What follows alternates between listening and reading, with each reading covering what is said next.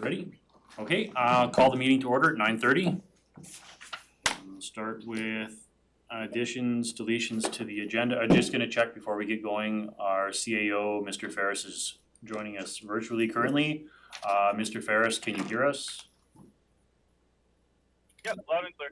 Okay, so with that, I'm gonna start additions, deletions with administration. Anything we need to add or delete, Mr. Ferris? Nothing from us. Okay, thank you. Go to council, any additions, deletions? Not seeing any. If I can get a motion to move the agenda as presented. Councillor McNeil, I'll move that we adopt the agenda as presented. thank you, councillor. Call the question, all in favor? It's moved. 4.1, adoption of the minutes. We have two different minutes there. Start with the council meeting of November 27th, 2025. If we see anything there, errors, omissions. Councillor St. Martin? On items 11B.1 and 2, the motions start with RES and should be C.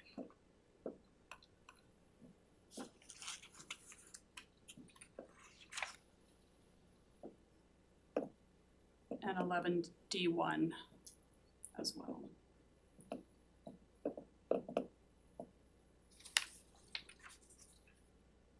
Okay, that captured. Should be what? C for council. Oh, okay. Just checking, administration had that captured? Yeah. Thank you. Any other discussion or anything else on the meeting minutes from November 27th? Not seeing. Councillor Dean? Move the council adopt the special council meeting minutes of November 27th, 25 as presented. Councillor St. Martin? Sorry, that was, I'm sorry, I was on the wrong set of minutes, I guess.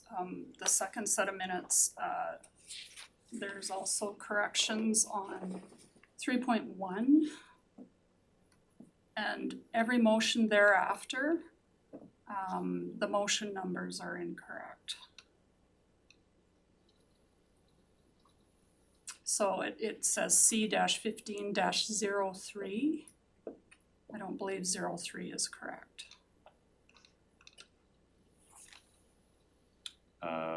Just looking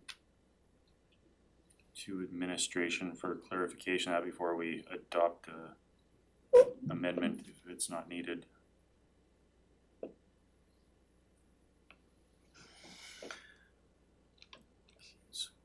I was on the wrong set of minutes too. Councillor Dean? So just a question with respect to Councillor St. Martin's point. Item 2 is C-15-02, and the next one then, item 3.1 is C-15.03.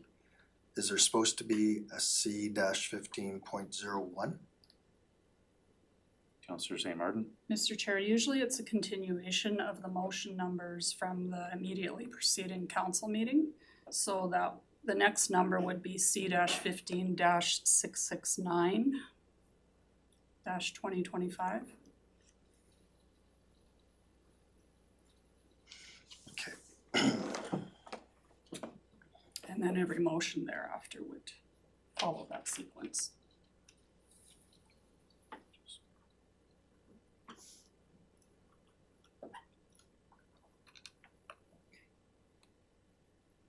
Okay, so I guess motion on the floor for Yeah, we can fix that. Yep, that'll be, did you wanna bring it back to the next meeting to review again? Yeah, Just to make sure that they're corrected? Okay, we can do that. okay, we do have a motion on the floor to accept amended minutes from November 27th by Councillor Dean. Yeah. I'm questioning whether we want to defer accepting these to the next meeting. So I can amend my motion or rescind the motion, make a new one. If you wanna rescind your motion and make a new one, I think it'd be. Okay, and question before I do that, do we want to defer both sets of minutes? or just the November 27th?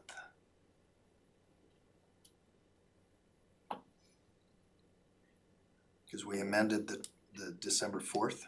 Yeah. And now we have a number of amendments to do for the November 27th. Perhaps we should just bring them both back? Sure.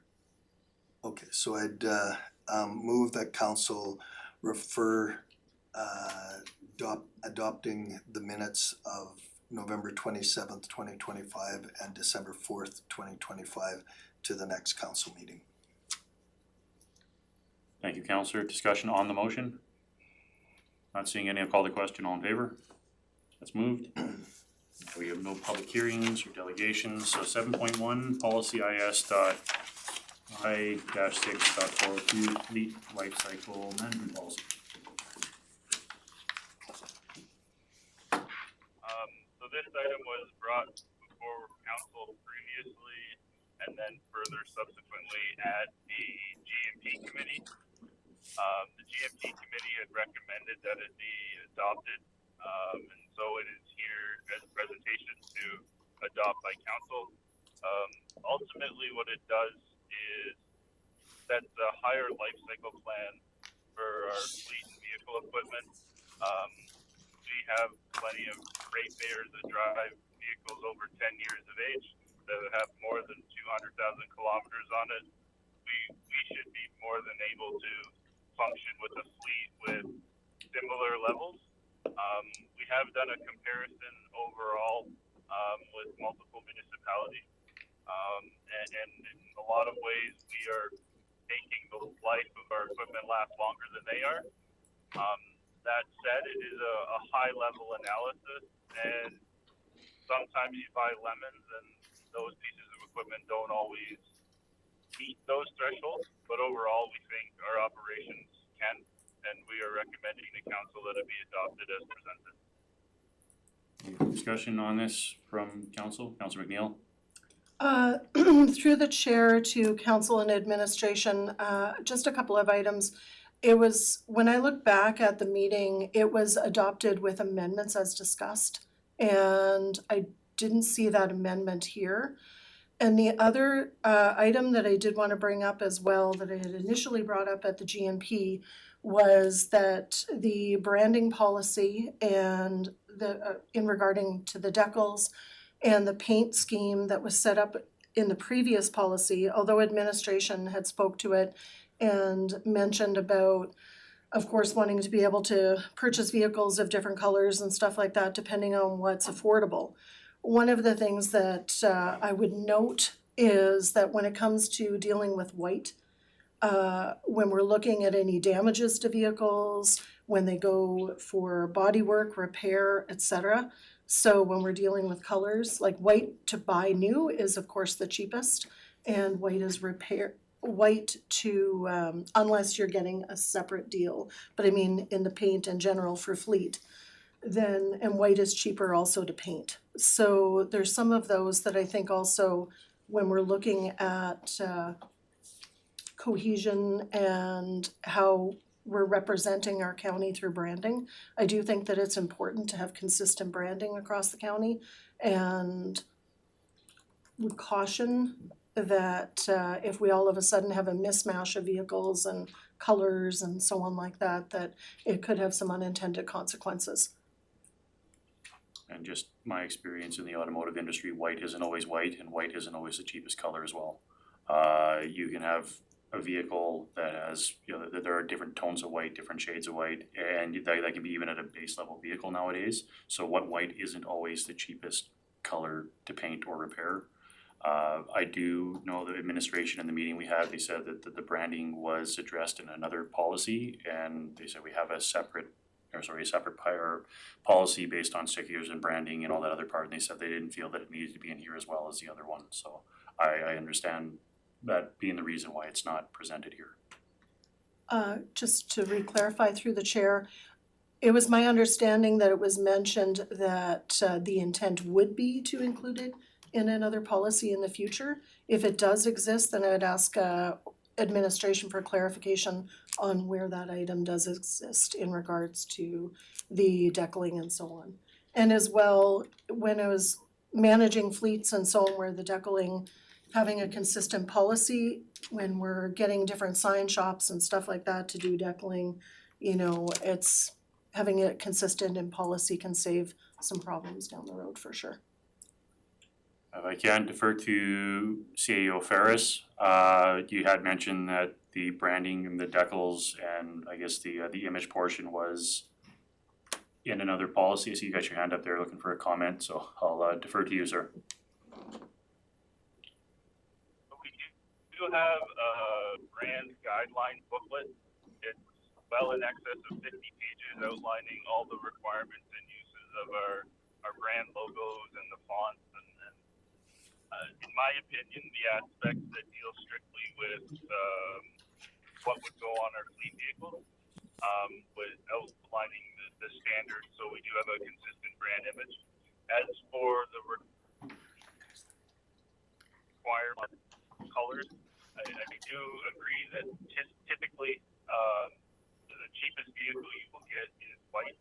That said, I think we're doing a disservice.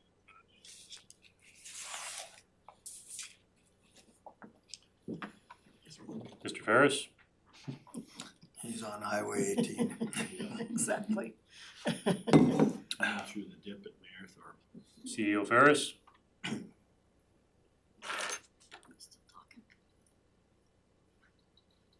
We don't have him online. We can't continue until he's back on or we have somebody else in a CAO position. Hello, Mr. Ferris?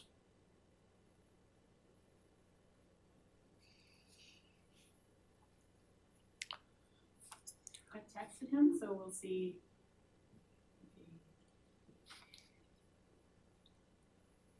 Shouldn't Looks like he's distract actually him, got he it might in be in the the ditch again.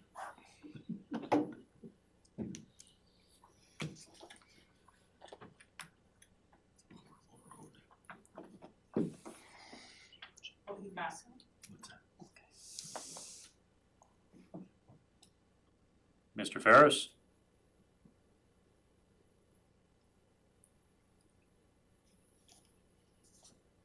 Like that scene from Ferris Bueller's Day Off. Ferris Bueller's Day Off. My apologies. Okay, so you dropped off at disservice for allowing one color. Sorry, that's a heck of a place to stop with the word disservice. I do think we have historically potentially done ourselves a disservice exclusively limiting ourselves to white, especially if there is a vehicle out there that is $10,000–$15,000 lower, but we have to go for the white one. I will be supplemental to Councillor McNeil's comments. I will be implementing a procedure that we shall strive for white vehicles, however, and then put in some criteria that establishes when we will allow other vehicles, particularly when it focuses on savings, because I don't believe the public necessarily cares how we serve them in what color vehicle. They prefer that we're being cost efficient. So we will draft a procedure to reflect the concerns provided by Councillor McNeil. Councillor McNeil? Just to follow up through to the CAO, I appreciate that. I think that would kind of satisfy what I'm after is the strive to. And the only thing that I would ask is potentially that administration consider making that procedure modification in the purchasing policy procedure. For simply the reason that you had mentioned a guidebook regarding decaling and so on. And when we bring in somebody who's purchasing an item, if they refer to the purchasing policy and procedure, there's no mention of it on there at all, then it could easily get missed because they're likely not looking for a branding procedure or a branding guidebook.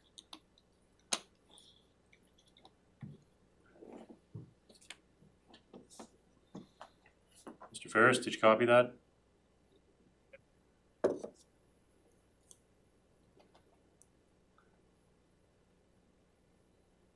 Thumbs up, okay.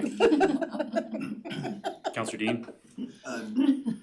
My question doesn't relate to this, just wondering if we can get a status of what his ETA is, because perhaps the best thing to do is just to recess until he's here, if he's 20 minutes away or 15 minutes away. Because that road's pretty problematic for cell reception. Mr. Ferris, just wondering your ETA to the county office. About 35 minutes. I'm right near the Sangudo turnoff there.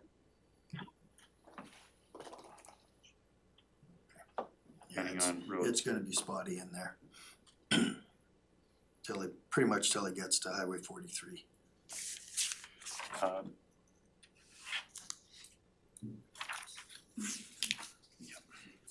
guess, does council want to wait for, could be 35 minutes to an hour, or do we want to continue? I think we should continue. We can try and keep rolling through. And it'll get, like in 15 minutes, he should have consistent service, so Yeah. it's probably gonna be spotty for the next 15-20 minutes. So we'll continue here on 7-1. We do have 2 recommended motions from administration. Councilor St. Martin? Mr. Reeve, through to council and administration, if I recall, you also asked, or implied that there was some amendments that should have been included in this. Oh, yes. Could we confirm that the amendments were included in the policy and procedures? Councilor McNeil?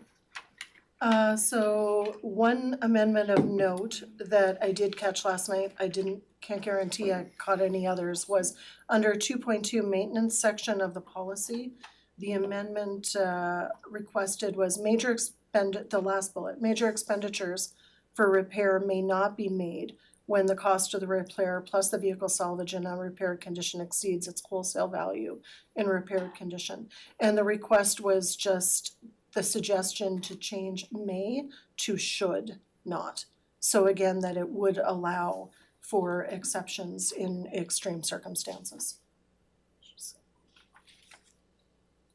Okay, any other amendments? Not seeing any, do we want to move the motion as amended? Councilor McNeil? Sure, I'm prepared to motion the council adopt policy I-6.402 fleet life cycle management policy as amended. And question, sorry, on the motion. I don't need to include anything about amending the procedure because that's part of the discussion. Yep. Perfect. Okay, so to amend the management policy as presented. As amended. As amended, I'm sorry. Thank you. Counselor, call the question, all in favor? It's moved, and we have a second motion to rescind policy 3106. Councilor Dean?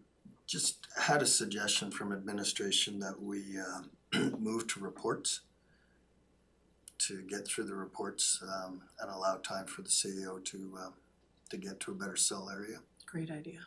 We finish 7-1 here, we just have to rescind the motion and then we'll go to reports. Sure. Councilor St. Martin? I'll move that council that council rescinds policy 3106, vehicle and equipment maintenance and replacement. Thank you, Councilor. Discussion on that motion? Not seeing any, call the question, all in favor? That's moved, so we'll move down to 9.1, Councilor reports in, start with Councilor Dean. Oh, great. I'm not prepared. Your idea, no. Councilor St. Martin? Mr. Reeve, through to council, the only thing that I'd like to add to the written report is that we had an emergency management committee meeting, which was not reflected on my report. And I'll leave it to Councillor McNeil on the takeaways from that meeting. Thank you. Councilor Kuchen? Yeah, I did made a visit to our FCSS office in Port Assiniboine. They've done a great job of serving the public there. Lots of positive things. There's now that they have a presence there. They've received a ton of donations to help the community do better things. So obviously, the time that we are investing there, they're looking to actually increase their time there to possibly 3 days, because there's some extra programming and stuff they want to do with the school kids with the support that they've had. I attended the emergency management required elected officials training. Was really a refresher. A few new regulations that we're aware of, and it's going to be an ongoing thing, and I'm sure there's a lot of us there that appreciated the expedience and the way that we went through it was good.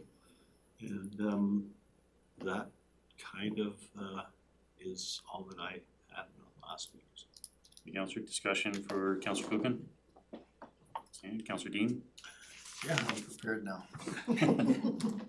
On December 5th, I attended my first Lac St. Anne Foundation meeting, and it was an orientation meeting and a really good opportunity for me to learn about that organization, learn about what their objectives are, and that committee meets every 2 months, so it'll be a while before my next report, but you know, we all know the need for resident housing in our area for our aging population, and I look forward to being part of that planning process.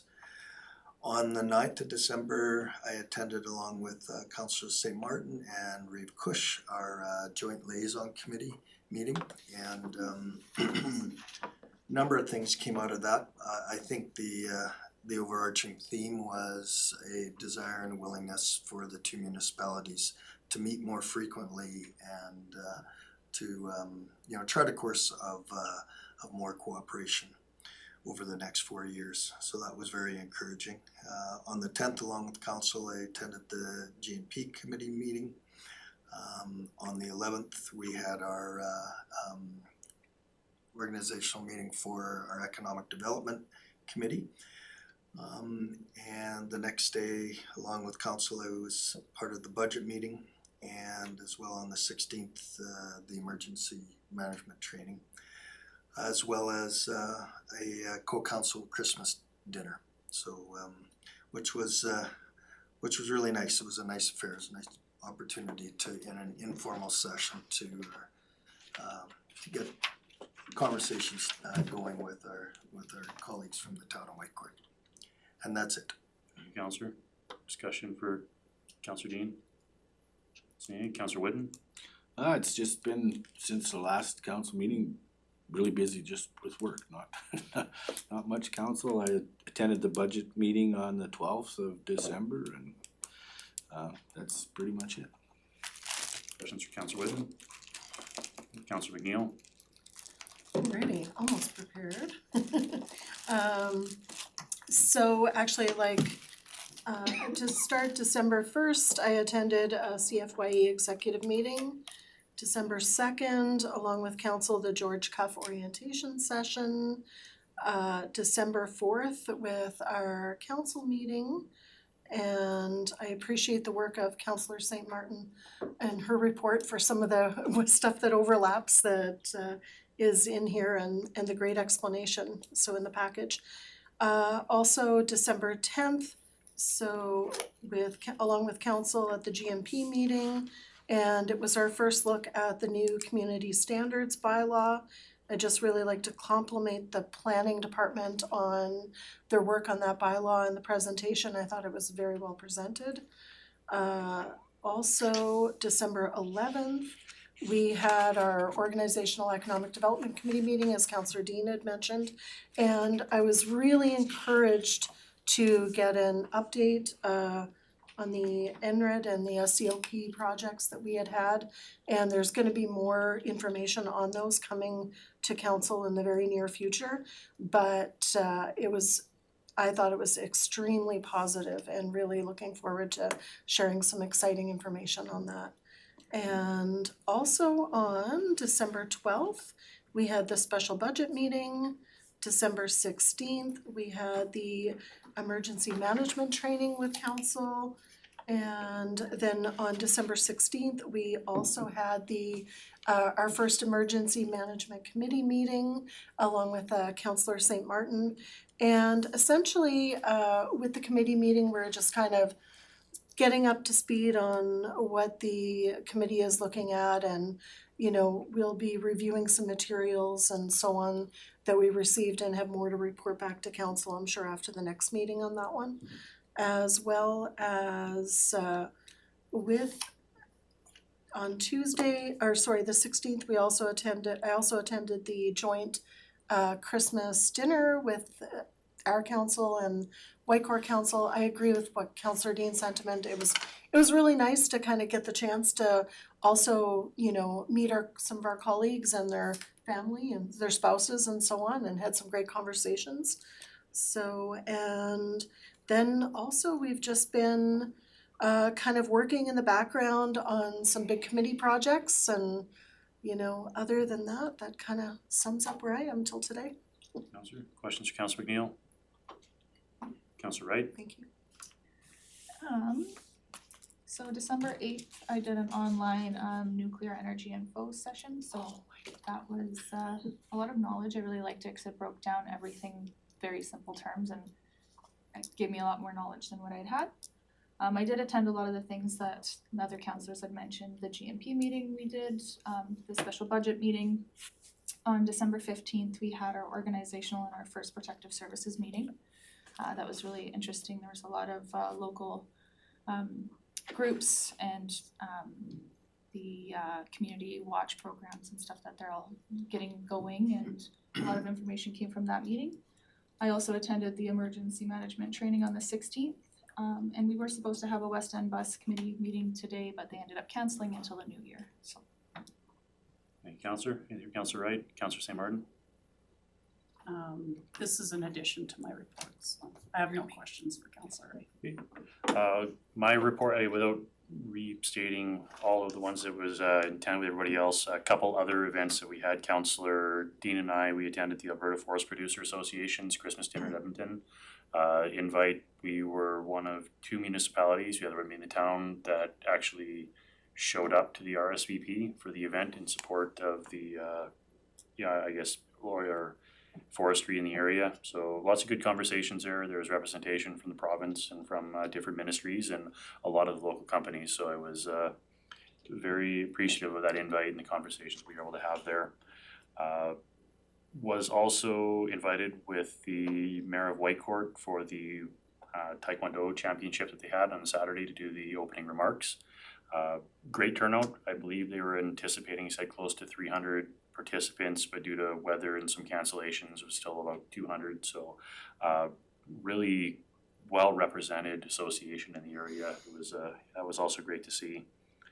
And the other one that I got invited to myself with CAO Ferris from Shane Getson, it was an industrial gateway kind of session. They were just online. They were talking about, what we have between here and Lac St. Anne and kind of working our way up to Grand Prairie and different ideas and trying to move things to, rail or trucking or whatever we have to do to try to turn between Edmonton and Grand Prairie as more of an industrial hub for moving things, because we have the infrastructure, we have everything here, and trying to, quantify what is available and see where that goes. So it was about a half-hour session. Anyway, I know they sent out another email, which I forwarded to Mr. Ferris, where they're looking for a little bit more information from the municipalities. So we'll see where the next meeting on that goes to. And that, again, other than we had the special meetings and the joint liaison, Christmas dinner was also really good, but been covered already. So any other questions, comments about Councillor St. Martin? Mr. Reeve, through to council and the public, I just want to draw your attention to the December 15th item on my report. The Whitecourt District Agricultural Society is participating in a You Make the Difference, a grant opportunity for you. This is a nationwide training program. that's coming to Whitecourt. And they're looking for 90 nonprofit participants to attend the training session on January 19th, 2026, held at the Westward Community Center. I believe supper is going to be provided and there's no cost to participate in the training workshop. Thank you. Just question I have, what does training entail? It's about working with nonprofits, how they can better run their organizations, as well as informing them of grant opportunities that can support the organizations. Councillor McNeil? I just also had, in addition to, thank you to Councillor Wright for reminding me that I had missed that I had also attended a nuclear outreach session with the Government of Alberta, and that their panel is really continuing to focus on community engagement and outreach activities. So I think we're gonna be hearing also a lot more from this panel in the next upcoming months, so. Thank you. With that, if I can get a motion for information for 9-1. Councillor St. Martin? I'll move that council receive councillor reports for information. Councillor, discussion on the motion? Not seeing any. Call the question. All in favor? That's carried. And then 9-2, Councillor St. Martin's council report. We have it shared there. Any discussion? Councillor McNeil? I'll move that council receive the council report for information. Thank you, Councillor. Call the question. All in favor? That's moved. Can you check CEO Ferris? Are you a better reception now?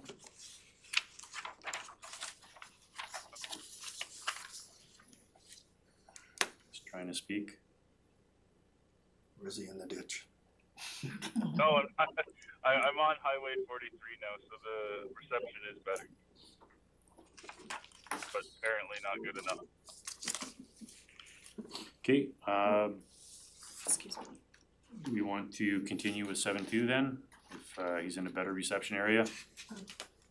Councillor McNeil? Excuse me, through to the Reven administration, council and administration, just wondering if we'd want to potentially move into number 11, the administrative and department items while we're waiting for CAO Ferris to arrive.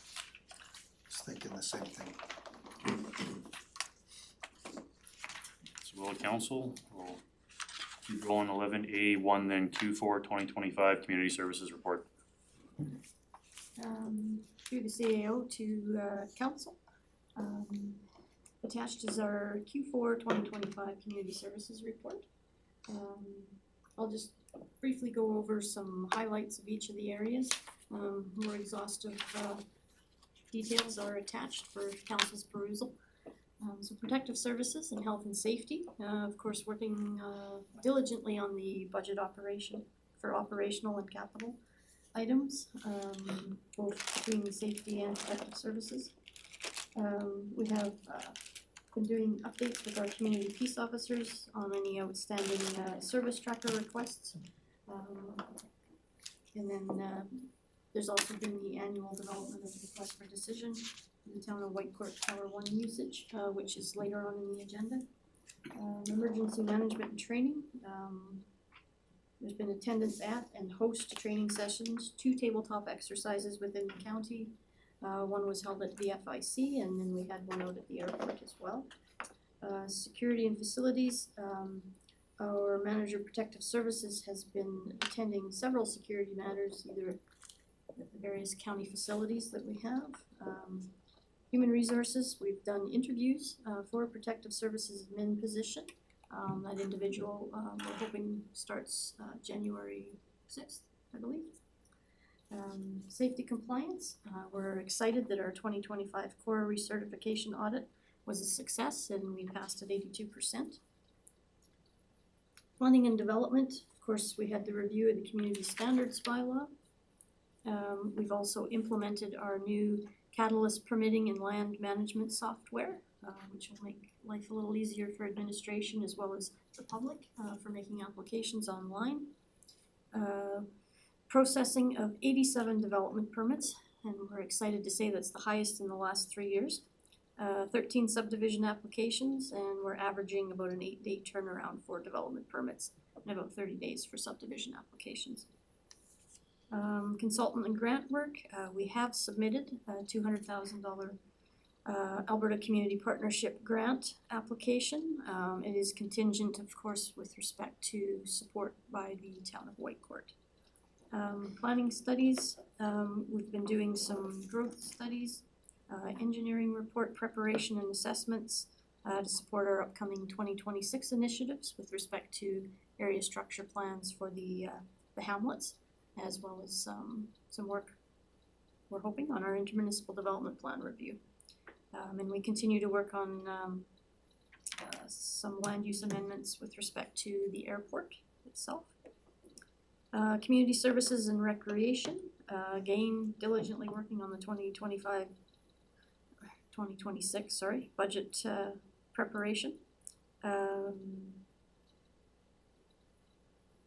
Hard Luck Canyon upgrades, currently we do have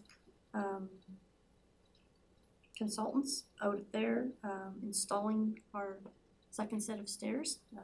Hopefully that's successful. And it's unfortunate we have extremely cold weather while they're trying to do that, but we'll see how that works.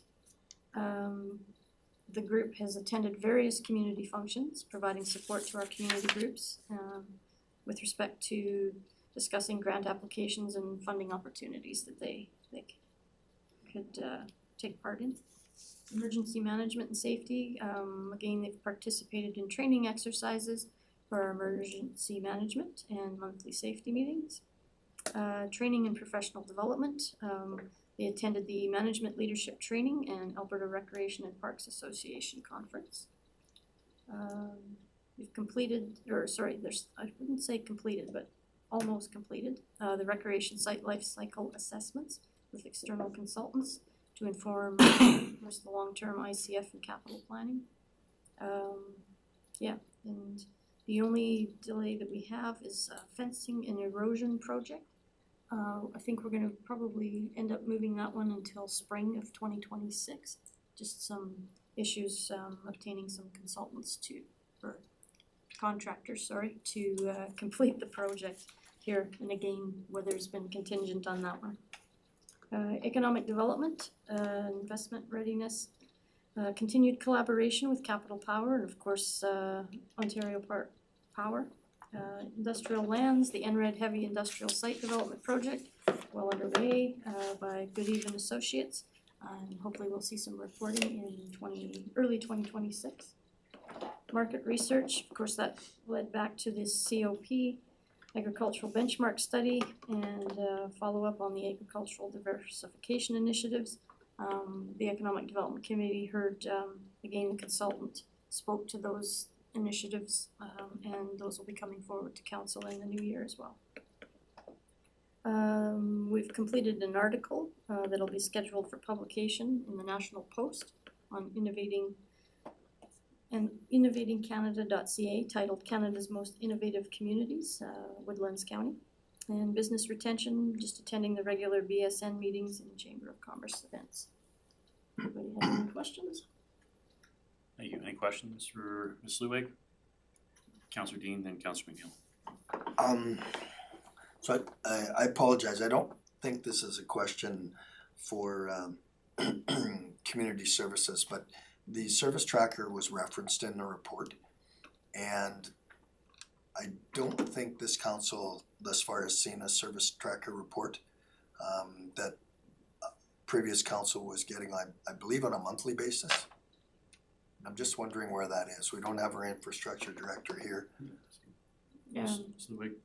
Through the reef to Councillor Dean, that will be coming forward here in January. I think it was just with the transition of the individuals in that particular position. It kind of got dropped on the radar, I'll call it. So yeah, it'll be coming forward in January for sure. For a monthly basis? Quarterly. Okay, as part of the infrastructure report? I think it's under finance under Community or finance and. Corporate services. corporate services. Okay, all right, thank you. Councillor McNeil? Through the chair to administration, a few comments. One, I just wanted to note first, the 8-day turnaround on permits. I know when I first got involved with MPC 4 years ago, that's certainly even like an improvement since then, and I just wanna kind of compliment your work on that department. That's a really impressive turnaround on permits compared to a lot of other municipalities, and I just wanna make sure we kind of note that.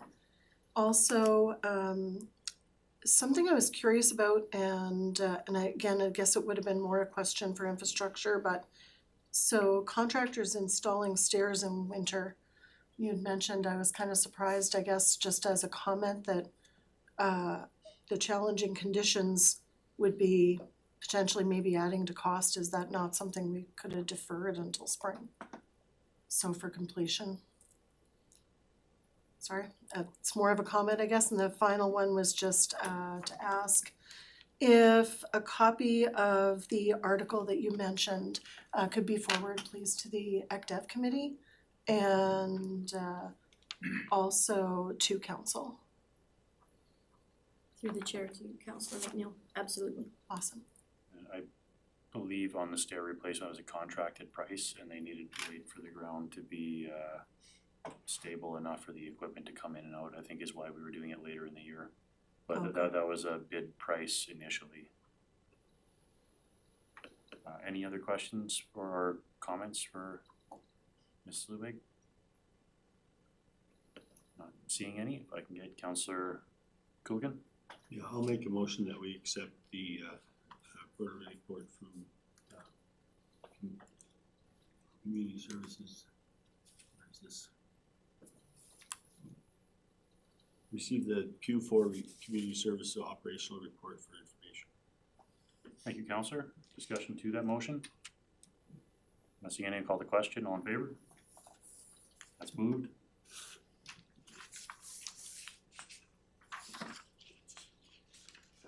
No other reports, and we're just back into just check Mr. Ferris, just looking kind of whereabouts you're at. Yeah, I'm just coming down the hill on 43. I'll be there in 2-3 minutes. Okay, do we want to take a 10-minute break then and we'll resume when he's here? Okay, well, let me know when we're off. It's just about 1:15 here. We'll start up at 25.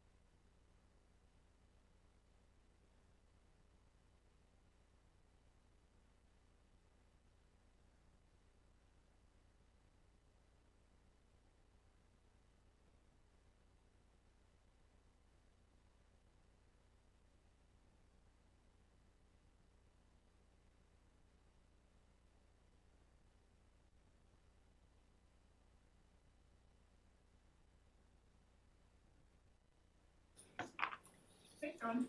Okay, we're back from a break, 7.2, policy G-1.009, council inquiry policy, Mr. Ferris.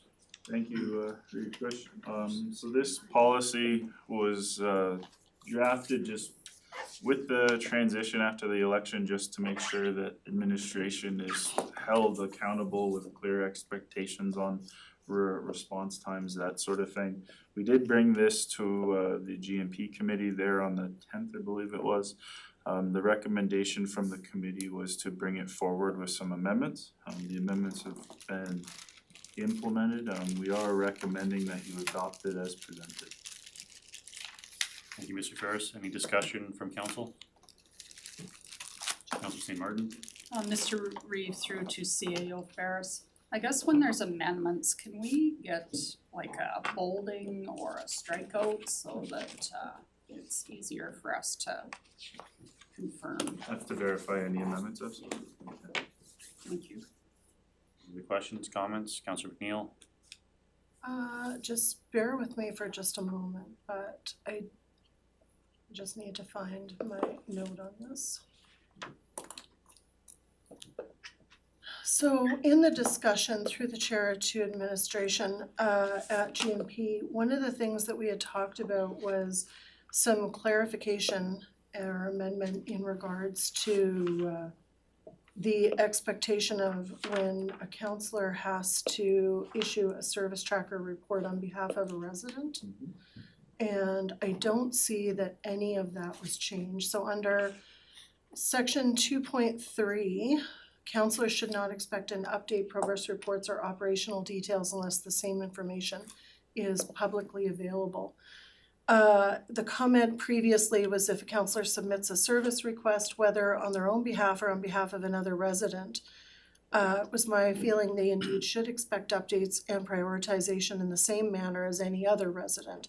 Not, certainly it's one thing to ensure that counselors do not receive special priority, but it's also another to deny them the same basic service standards as other residents. And I don't see where my comments were reflected in any changes. Through the chair, our interpretation that says you may submit requests on behalf of residents, the idea, and maybe we can further clarify it, is that it says counselors should not expect updates or progress unless the same information is publicly available. The thought process there was council doesn't get a separate update beyond what the normal person was. So if council was to submit a request but also put in their contact information, the updates through that process will be provided to council, but you won't get to the counselor, you won't get a separate special update as a counselor. You will get the updates as the public would if you've provided the contact information in there. And so when we reread that, our interpretation was it's still allowable with under this. It was just the concern of where we struggled wording wise was, do we explicitly say you get the same information available to the public? Or do we say counselor doesn't get a specialty report on action tracking lists that are submitted? We felt that the wording in its current form addresses it that way because the publicly available will be the update that's provided to the landowner. I had Councilor St. Martin and Councilor Dean. Oh, sorry, I thought I had your head up. Councilor Dean? Through the chair to admin then, so to summarize, that's what that last bullet in 2.3 would be the in accordance with the service request policy. Okay. Any other? Councilor McNeil? I guess just as a follow-up to that, I can appreciate that is the intent, but when it comes to the letter of it, it's, I just feel that it definitely could still create problems going forward, but. And I'm just speaking from somebody who's utilized the service. Every time I put in something in the request for follow-up, I've always had follow-up from administration. Okay, cool. Councilor Dean? If there's no other discussion, I'd move that council adopt policy G-1.009, council inquiry policy as presented. Thank you, Counselor. Discussion on that motion? Not seeing any, I'll call the question. All in favor? That's moved. 8.1 Woodlands Express funding. Thank you, Krish. This item is here because the Woodlands Express is asking, with the ending of our current agreement with them, that that we enter into an additional 4-year agreement at an increased cost. We are recommending that it be approved, but I will say it isn't an issue that we are unanimously at administration. While the Woodlands Express is definitely a valuable asset, and I know we advertise in it, and I know several of you provide notices. It's our understanding that if this funding isn't provided, the Woodlands Express will most likely not be able to operate. And then it comes to the interpretation administratively of, should we be funding businesses to keep them alive? There are papers that do serve that area and this area as well, where we pay for advertising, and can discuss articles for submission, but it wouldn't allow, without probably some level of compensation, the freedom that we get within Woodlands Express. And I believe multiple councillors here have utilized that and regularly get requested for articles or updates, which is a good PR spot. Our budget can handle it if you do decide to support it, but it does become this area of, we're supporting a business that to a large extent is a public service, but to keep their doors on, and whether that's the appropriate space for government is a question. Councillor Dean? Through the chair to administration, can you just clarify when you say that without the funding, you're not talking about the increase of 15 to 16,000, you're talking about the entire 16,000. Without that, they're not gonna be able to operate. To our understanding, that is correct through the chair, is we help keep the lights on with our $16,000 or $15,000 commitment. My impression of municipal governments is we shouldn't ever subsidize or pick winners or losers when it comes to business operations. And so that's where it makes it problematic, because I do see the public benefit that this organization does provide, but I do have to bring that to council's attention as well. Councillor Whitten? I know that for my area as well, as that's the only newspaper that they get up in Fort Assiniboine, and that's when I was going around talking to the residents. There was a lot of the older generation that really enjoyed the Express, and it's put in everybody's mailbox. So I mean, anybody who does get the mail does get that piece of paper, and they rely on it heavily every month. So. Councillor Coolican? Yeah, I'll weigh in on this a little bit. I think that part of what we're required to do for advertising for our meetings and the things that we are engagement sessions, certain requirements that we have to put in a paper. So the question that I would raise is, who are we trying to reach? And I think that paper reaches the people that we're trying to reach. And you know, that was written into the summary. It is a interesting question, and I think that what maybe should happen is we should encourage them to maybe put a little bit of effort into marketing the advertising in those types of pieces in order to cover off some of those costs, because really if you're doing that service for somebody specific that's using that service, they're benefiting from it and they should pay for that. So I think I am not on the fence. I think it has value. I think it is definitely an important part for the east side, that part of the community, and I know that some of it even ends up over on this side. But I do think that maybe there should be some coaching done to see how you can make that. First of all, get into the social media space a little bit more and make it more relevant and possibly make it so that we don't fund as much as we do. Councillor Gill? I have a few comments and then a question. So essentially, one of the things, not just in your guys' area, I can speak to residents, you know, at the very border of my area on Highway 32 and so on. I've read the Woodlands Express myself as a resident for years and continue to do so. And I know a number of our residents do as well. Speaking to the demographic, the people that I've encountered that are reading it, a lot of the time are people that are not on social media at all. And they're people that are hard to reach otherwise.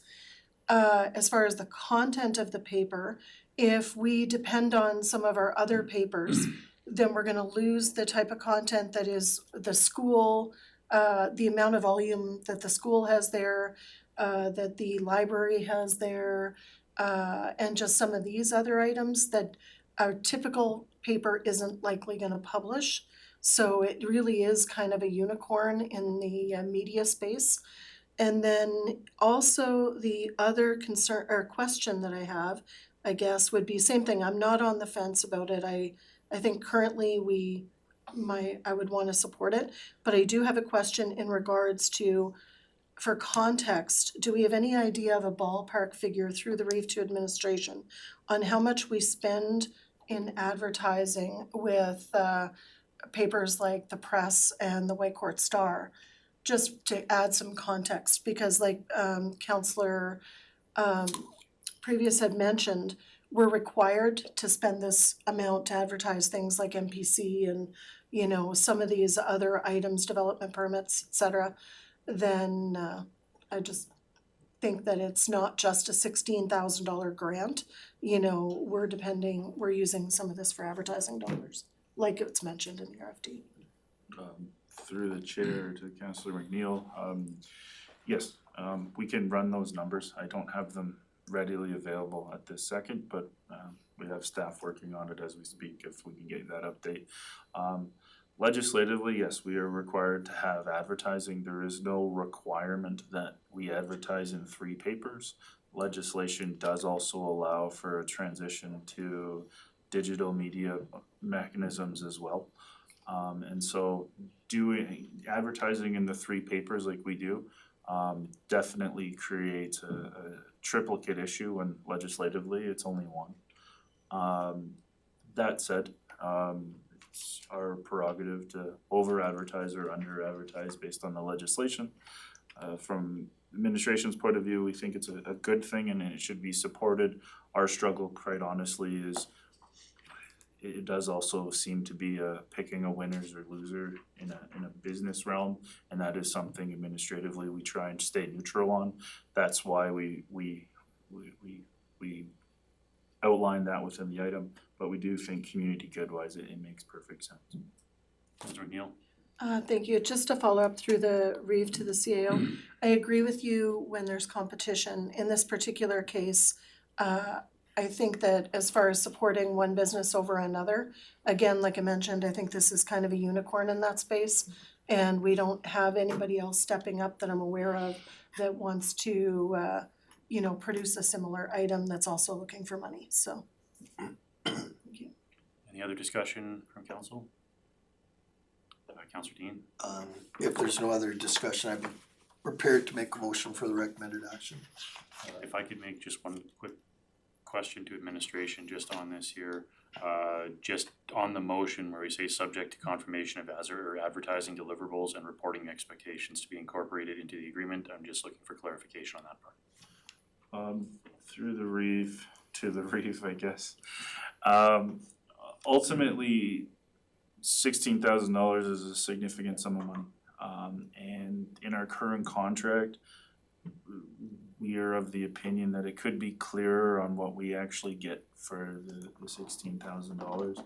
So we would like a firm commitment that this is what we can get. It's always been a good faith agreement in the past, but those people aren't always here, and we want to continue in good faith, but we also want to protect the interest of the investment of the county. So we would like to work with them to outline our expectations to ensure we get a minimum level of service for that $16,000. Not that our current investment isn't getting a decent level of service, we just wanna codify it so we're protected organizationally. Councillor Dean? So then I move the council authorize the Reeve and CAO to enter into a 4-year agreement with the Woodlands Express from December 31st, 2025 to December 30th, 2029 in the amount of $16,000 per year, subject to confirmation of advertising deliverables and reporting expectations to be incorporated into the agreement. Thank you, Councillor. Discussion on the motion? Not seeing any. Call the question. All in favor? It's carried. 8.2 joint regional collaboration session with the town of Whitecourt. This item is before you because there was a discussion at a joint liaison committee meeting. There was no formal motion made at the committee, and I just wanna make that clear. The thought reasoning behind that was it wasn't the appropriate avenue at that committee to bring a recommendation back to either council. That said, it was clear the people around the table wanted to continue the good relationship we're building that's occurred particularly after the election. And originally the discussion had started with a joint strategic planning session with both municipalities. And I believe I successfully talked them back from that. The concern we have is we are two separate organizations with very different priorities to some degree and different expectations of our ratepayers. But it was clear in that session that regional collaboration is a priority for both of us. So the discussion turned to perhaps we have a strategic planning session strictly on regional collaboration. In that session, we can develop the joint motherhood statements, the objectives, that sort of thing, and then incorporate that into our own individual strategic plans so that we can make them our own, but we have a common base when it comes to regional collaboration rather than us both saying it's a priority. This way it would be a priority with some shared objectives. And so we're asking that you endorse this and that you direct administration to work together to set up some joint planning. We believe it's a good next step in building on those relationships, and it seemed quite positive. And if we completely restrict the analysis to regional collaboration, I think that's in the best interest of both organizations because we have a whole lot of moving parts just outside of the ICF. And for clarification, I believe, and I know it was written as a strategic work, but I don't believe that was the intent when we were actually talking around the table.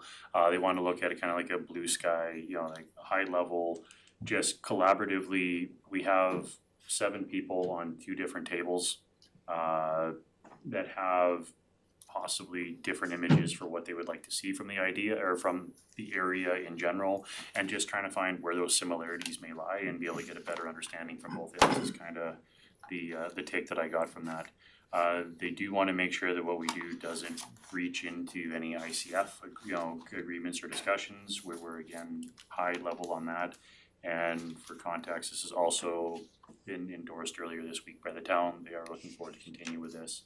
I did have the opportunity to sit on a phone call with Mayor Hiltz, just a contractor who they have, or a consultant that's working with them on some of their planning, and just kind of got some of her feedback. Again, not sure administratively if that's who we're going to use, and they haven't made a decision either way because we have to have those discussions at this end. But she was very interested in this project and excited for the fact that she doesn't see this type of regional type of collaboration or working preemptively with municipalities, and feels this is a really good example of what municipalities could be. So just mine. I had Councillor Dean. Was your hand up?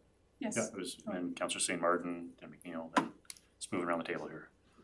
Through the Reeve to administration, one of the things that I remember during the discussion about this at that meeting was to have the respective councils come up with some planning session items of discussion. And I don't see that reflected in either one of the motions. Is that still something that you expect would happen where this group would say, hey, we wanna talk about A, B, and C? Through the chair, with the intent to try and avoid going into closed session. I acknowledge that was fully discussed. I would not recommend that council does that. It is my opinion that our current ICF names the joint liaison as our ICF committee. Coming up with a list of topics to speak to that has been triggered by the ICF committee, I think is problematic, particularly when it comes to ICF discussions. Sure. I know that view isn't wholly shared by all of council on either side of the issue, but it is an issue that I've raised previously. Councillor St. Martin also raised it at the last meeting. I would recommend we stay away from that and keep it high level to regional collaboration with shared objectives on that. If we need to do a separate meeting on problem areas or things, I think there's other avenues, but I wouldn't recommend it be a result of that meeting that this discussion occurred at. The phone call that I sat in with also the facilitator mentioned about, and which, you know, if we use one or the other, but I do agree with the concept of sending out a preemptive survey to both councils individually, where everybody can kind of fill out, you said it'll kind of expedite the discussions and you can kind of organize things better that way as far as which direction things want to go, so. So just to follow, how is that different than this group coming up with items A, B, C? I think her idea was just, again, administration would have to flush that out, but yeah, it could be similar, but I don't know, so that administratively, you'd still have to work out what those questions or what those discussions would look Okay, like. yeah, fair enough. Councillor St. Martin? Mr. Reeve through to CEO Ferris. I would like to point out some wording from the ICF agreement. Would you recommend that we go into closed session? If the discussion was to occur based on interpretations, I would encourage it.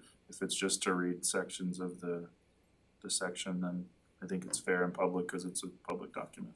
Okay, so Mr. Reeve, if I could. Okay.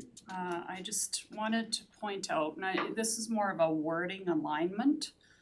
So there is a provision in the ICF agreement that states joint planning sessions may be held to identify shared priorities. Such sessions are intended for relationship building and shall not constitute commitments enforceable through arbitration. So I'm just wondering if the motion should maybe read joint planning session to align with the ICF agreement and tie that enforceability through arbitration component, that it is not, shall not constitute. Councillor McNeil? Thank you. Through the Reeve to the members of the committee.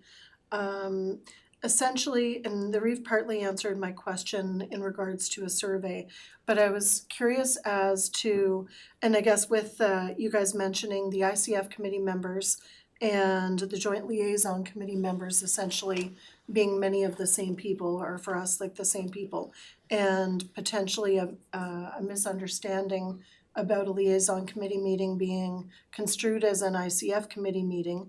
What I'm wondering is what the committee's thoughts are on recommending that all of both councils be open to participating in the planning strategic session, so that it would also include, you know, all the new perspectives and the old, as well as then kind of getting away from any potential misalignment with the ICF discussions. Sorry, that wasn't clear. This is both full councils in this. Oh, it is, okay, Yes. I was thinking it was just the committee to No, committee. this is, like I said, the idea is we have 7 members on each side and everybody should be able to have their say in what it is, and it would be like a workshop with both full councils. Okay, thank you for that clarification. Councillor Coogan? Yeah, I really like this approach. because it's the blue sky approach is the one where we don't talk about dollars, we just talk about what we envision. It's the visionary part of it. And it also, you know, is in kind of in alignment with the conversations that I had with the counselors I sat with from Whitecourt, where we have a fundamental understanding that it's the blue sky vision that's missing within our collective area. And both of the people that we sat with said, yeah, it's going to be much better to not have a dollar value attached to that. And the pathways are the ones that will be the ones that'll be probably a bit contentious. But those are the ones that you can actually negotiate, you can actually talk about, because you've all agreed that this is the high level. And so I think this is a good way to go. It's going to be a process. And, you know, this isn't something that we're going to achieve in 1 year or 6 months. This is going to be probably a term process that we're going to be involved in. And discussions I've had with Mayor Hiltz, and not just at that table, but outside of that as well, is when we get to our strategic planning and, you know, individual planning from, you know, each respective municipality, it's just a good idea to have a better understanding of each other when we go in and have more information gathered on our side when we're making our plans. I know there's gonna be times on both sides where maybe our direction doesn't always align with the other, but at least if we have maybe a better understanding on, you know, the direction that councillors kind of want to see regionally, we can try to work towards a better outcome when we get to that point instead of living in silos. So that's kind of the intent. Councillor McNeil. Thank you. Through the Reeve to administration, is there an opportunity for an ACP grant or a joint collaborative grant to help address the facilitation cost associated with this project? Through the chair to Councillor McNeil, there's the possibility of using an ACP grant. That said, the deadlines for those grants are currently closed, so it wouldn't be a 2026 project. And further to that, we are expecting minimal costs. You will see in the budget item, based on some successful tender results, the strategic planning costs have been cut significantly. We've also within there created a buffer to hopefully cover our portion within the costs here. So I'm not overly worried about the cost budget wise. And I believe they're currently incorporated within the numbers for the 2026 budget. And to the CEO's point also, one of the facilitators that we mentioned, we're currently working with on other projects within the municipality. So it's, you know, that they're already on a retainer. And the individual we talked to from the town, same thing, she's working on their strategic planning session there as well. So she's already currently in development, so I don't believe it's, you know, need for another third party. I think your costs would go up that way, especially when we have two individuals who are perceivably already working with the municipalities. Councillor St. Martin. I'm prepared to make the first motion. That council endorse holding a joint planning session with the town of Whitecourt focused on establishing shared vision, goals, and key objectives for regional collaboration. Thank you, Councillor. Discussion to the motion? Not seeing any, I'll call the question. All in favor? We have a second motion on the books there. Somebody wants to make that? Councillor McNeil. Sure. I'm prepared to make the motion. The council directs administration to work with the partnering municipality to coordinate the scheduling, logistics, and preparation of materials for the session, and further that the cost of the session be shared between the municipalities on an agreed upon basis. Councillor, discussion to that motion? Not seeing any, I'll call the question. All in favor? And that's moved. 8.3 Pembina Hills School Division Letter of Request for Financial Contribution. This is before you because we received this letter from Pembina Hills. What I will say to provide some additional context that the author was not fully aware of is last year, Councillor Dean had expressed some concerns about flybys and what could we do with school buses that don't have cameras or proper arms to stop flybys, and that potentially there was a partnership that at least he would be willing to entertain as a counselor. I was at an event where I was speaking to a Pembina Hills school trustee, and they said, I can't speak for council, and I do know that some of council have expressed comments to me that may be favorable. But I said, number one, you never get what you don't ask for. Months went by, an election occurred on both theirs and ours. We've subsequently received this request. Administratively, we were recommending that you receive the letter for information and direct us to respond accordingly.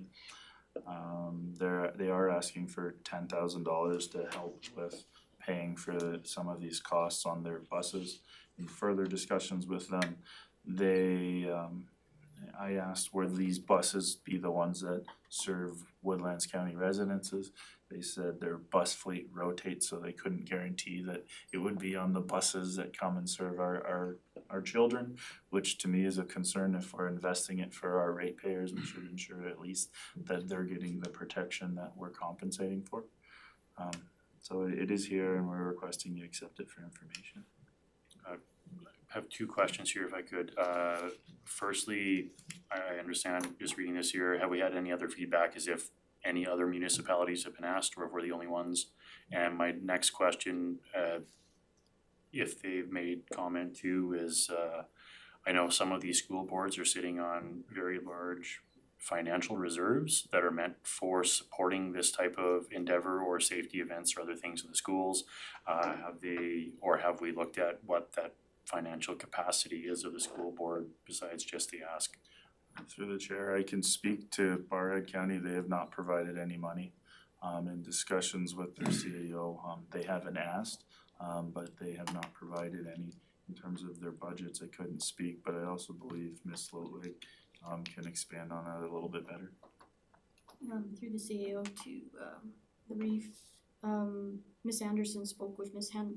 Nanigan this morning just to get some further clarification with respect to the ask. And no, they have not asked any other municipalities at this point for this type of funding. She further indicated a little bit of cost breakdown to that $10,000, $2,700 per LED sign for roughly 3 buses, and then any leftover dollars from that 10,000 works out to about $700 for like a dash camera for those buses as well. But yeah, they haven't asked anybody at this point. Sheldon had also indicated just some follow-up as far as our CPO involvement. Through our service tracker requests, we know that West Mountain, East Mountain areas, we've had significant complaints with respect to these flybys. However, he did indicate that he had not seen anything with respect to this occurring over in the Fort Goose Lake areas. He says generally those complaints come from our gravel operators in that area. Thank you. Councillor St. Martin. Mr. Reeves through to council. So I understand RMA, Rural Municipalities Association, has resolution 18-22F that speaks to this issue, or request, well, not the request, but the issue of safety on the school buses and lighting. And currently they're lobbying the province to provide funding for these types of improvements. This province also has a school transportation regulation that regulates the lighting on the buses. The province through Alberta Education provides transportation grants for safety upgrades. Alternatively, because I volunteered for, there are nonprofit entities that support schools, i.e. friends of the school, that can access grant funding for these types of initiatives. And I'd caution council that providing this funding may set a precedence and could be perceived as another form of downloading from the province. Thank you. Councillor McNeil and Councillor Clune. Just to kind of follow up as well through the chair to administration, do they own their own buses or contract them? To the chair, my understanding is they own their buses in Pembina. Interesting. Councillor Coogan? Yeah, I really have a problem with this for a number of reasons. First of all, I think the reason we're being asked is because the county has been very, very generous to Pembina Hills in the way that they supported that school through some pretty tough times. And I think that's the precedent. There's an ask now that I find really, I concur with Councillor Kush that I know these school divisions sit on a pile of reserves, and you know, this is just another way to just, you know, buffer those a little bit. And you know, I personally would rather see if there was an ask that would have a direct impact on revitalizing our rural schools rather than to spend money on you know, putting signs on buses, or things on buses, which is really the responsibility of Pembina Hills. Okay. So which way accept the letter for information, but do we need a response, or do we just accept for information today? Except for information, we can handle it. Councillor Coogan? We'll make a motion that we accept the Pembina Hills School Division letter of request and finance contribution as information. Thank you, Councillor. Discussion to the motion? Not seeing any, call the question. All in favor? That's moved. So we move down to corporate services, 11B1, minimum municipal tax for 2026. This was brought up at a discussion at GMP where there was a motion from Kush to reaffirm that council reaffirm a $50 minimum tax for all properties in 2026 and direct us to continue to apply it in 2026 accordingly. Prior to that, there were multiple discussions at the Finance Committee as well as GMP. There was a direction previously that we phase in a minimum tax over multiple years. And that was the procedure that we were looking forward to, with the idea of $100 in 2026 and $150 in 2027. However, there was some concern from council. Formally, administration only received 2 complaints, particularly around people with grazing leases and whether the individual lease should be taxed the minimum rate or all the subsequent parcels. In total, at $50 a minimum tax, it would affect 978 properties. 551 of those individual properties are Crown grazing lease, 427 are privately owned. So it isn't just a grazing lease issue. Those are the people that have complained, but the other individuals have not expressed complaints. I know there's concerns about minimum tax, but we regularly on a regular basis prior to the minimum tax would have public come in and pay in pennies and force our staff to count. So their penny is still as good as other mechanisms, but it was a informal protest. We had tax notices going out for as little as 6 cents, and we would get regularly questioned as to government efficiencies on why we would spend $1.25 on a stamp plus the paper plus the envelope to collect 6 cents. And so there's a minimum cost to send out a bill. Every separate property receives its own individual tax bill. And we are of the opinion that the minimum tax taxing all owners, including grazing leases made up of multiple properties, is the appropriate response. High level, we are of the opinion that a minimum tax, even up to $150, does not impact the grazing lease's viability when it comes to farm operations. It is an added cost for sure, but high level and not with numbers that I'm fully comfortable giving to council yet. But the cost to have a grader, a snowplow, and a fire services per property in this municipality is in excess of $500. And any agriculture producer using grazing leases, they are using it to expand their capacity. That capacity needs to come to market on county roads. It needs to have emergency services protection to show up in the event of an emergency. And a 6-cent tax bill doesn't cover those costs. The motion before you is to support the Reeves motion to reaffirm the $50. That said, if there is no other motion, the current motion direction from the previous council was to phase it in, so I do know that is another discussion as well, but administratively, we believe that you should keep the $50 minimum tax per property and do not amalgamate the grazing leases into a consolidated tax bill. Thank you, Mr. Ferris. Discussion on the motion? Councilor Dean?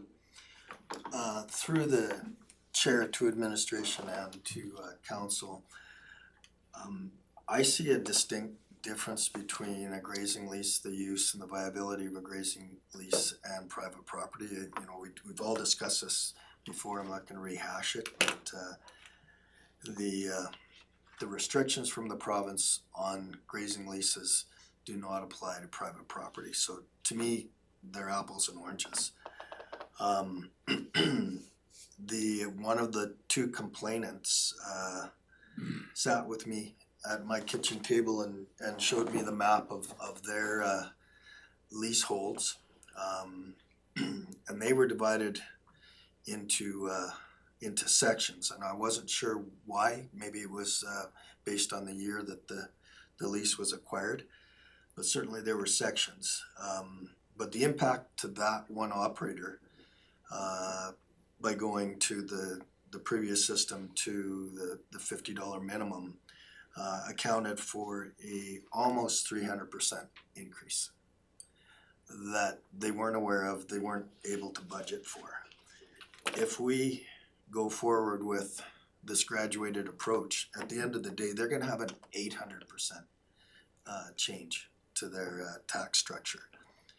And I asked council, I know it's not the same, but if you had a 300% increase to your tax bill, to your property tax bill, how would you feel about that if you had no idea it was coming? And I do understand that a 6 cents tax bill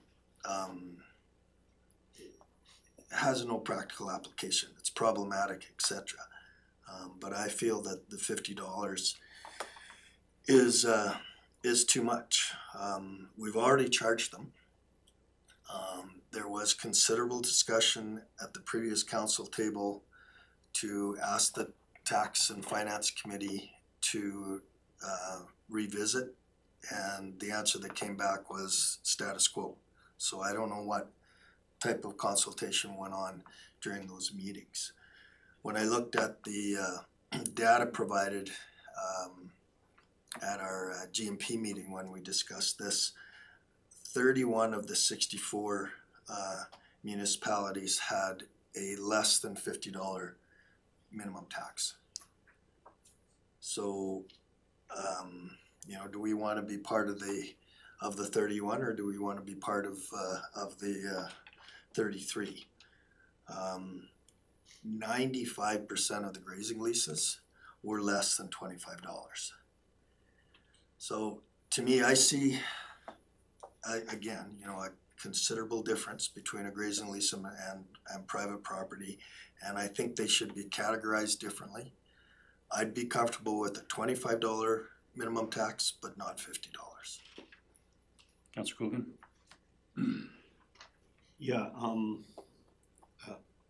I really believe that there needs to be more consultation on this, and there's a couple of reasons. Number one is if you look in the public lands regulation, I think it's under section 62. Anybody who has an FMA is not required, and there's a lot of these leaseholds that are in FMAs, is not required when they log those FMAs to compensate the primary leaseholder for any disruption of what goes on in their animal units, whatever is there. And the administrator of that regulation can actually withhold any access to that property for 3 to 4 years, based on what the FMA holders' requests are. And there's no requirement for compensation. That would be totally at the purview of the company that does it. So within our public lands leaseholds, there are a number of different challenges that those leaseholders face, and yet what we're doing is we're applying a singular tax based on something that somebody may not even be able to use for 4 years without compensation. And, you know, obviously there could be a provision put in place that says we could say to the leaseholder, we won't tax you for that, because that provision exists even for LOCs. So, you know, I think there needs to be a little bit more of a look at this before we say that we're going to. I do agree with administration that there needs to be some recognition of the fact that we have to cover those costs, absolutely. The argument of the fire is questionable in some cases because wildland fire is not our responsibility. So, you know, we're in a place here right now where I think we should really reassess and have a look at this before we move forward with this plan. Question for administration, when we take a look at our taxation rates, do we have a separate title for leased over owned? Or is it just one rate? Through the chair, it's one rate across the board. That said, council has the authority to reduce people's taxes. It would be an administrative nightmare, but it would be possible should you wish to create a motion that says leased properties will have a reduction of this from their annual tax bill. It's possible. I would discourage it. I've seen municipalities that try and it becomes a very burdensome process. But legally, it's supposed to be one across the board unless you do the shell game with motions on specific roles, which we would discourage. Clarity I was looking for. So, and I know we keep going back to leased properties, but essentially half of the numbers we have are leased, the other half are owned, you know, roughly. But taxation wise, we're treating them all the same. So if we want to get away from one because we feel that it's unfair that they're leased versus owned, or the argument that, you know, if an FMA comes through and logs them out, they're not able to access it and they shouldn't be taxed, you know, or should be taxed differently because of that. What about the grain farmer or the wheat farmer or some guy who's got a crop who has a really bad year and can't pull stuff off? Are we going to subsidize their taxes as well because they're not able to utilize the yield or the field like they currently would also? For me, it should be looked at holistically as a property and a property. And, you know, what you're doing for one farmer on one piece should be similar to what you're doing or the same benefits somebody has on another property, and they shouldn't be treated differently based off of ownership. That's just my 2 cents. Councillor McNeil? So I have a few comments, the first of which is an apology through to council and residents, so that I would have preferred to have been better prepared for this item when it came, and due to the nature of what we've had going on with council, I don't feel misprepared as I'd like to be. That being said, I've got a couple of comments, and I would like to echo what Councillor Dean had mentioned. And again, I don't think anybody's disputing that we shouldn't be sending out bills for $1 or $5. You know, again, the concerns are these people that are dealing with increases that are hundreds of percents. We've kind of hashed out a whole lot of this, but 2 of the things that I'm concerned about going forward, I guess first, actually. One would be, although administration notes that there was 2 formal complaints made in the summer, during our GMP meeting, I believe council and administration received 2 email complaints while we were in the meeting discussing this. So one of the comments that had come through when I had heard from leaseholders is a good part of this discussion happened in the summer at the GMP meeting in August. A lot of landowners were not aware of it. You know, that's something that's kind of been bubbling up, which was one of the reasons that the GMP, and brings me to my next point, we come out of GMP with 2 motions. And one was about accepting the interim $50 minimum tax. The other was, of course, directing administration to come back with a public engagement strategy. Now, when we made that, and I believe I made that motion, it wasn't my intent that we engage the public and say, do you want to pay more tax? It wasn't that at all. It's because obviously nobody wants to pay more tax. It's that I don't feel myself and some of the other members of council have a full context of all of the moving parts that make up this discussion. And that public engagement to me was to give the public the opportunity to inform council and administration of the items that are in our blind spots that we're not seeing. Because in our RFDs, we don't have a comprehensive list of all the factors that are affecting this decision. And the other part of it is that now that criticism, of course, that came out in the summer, you know, and I understand that, and yes, I understand the agreement or the understanding that our packages are made public, but I was not expecting to see this item on this meeting. Maybe that's because I'm new, but in looking at it, to see this come back, we told residents after our GMP meeting that we motioned from GMP to have public engagement. And that was the message that I sent to my residents.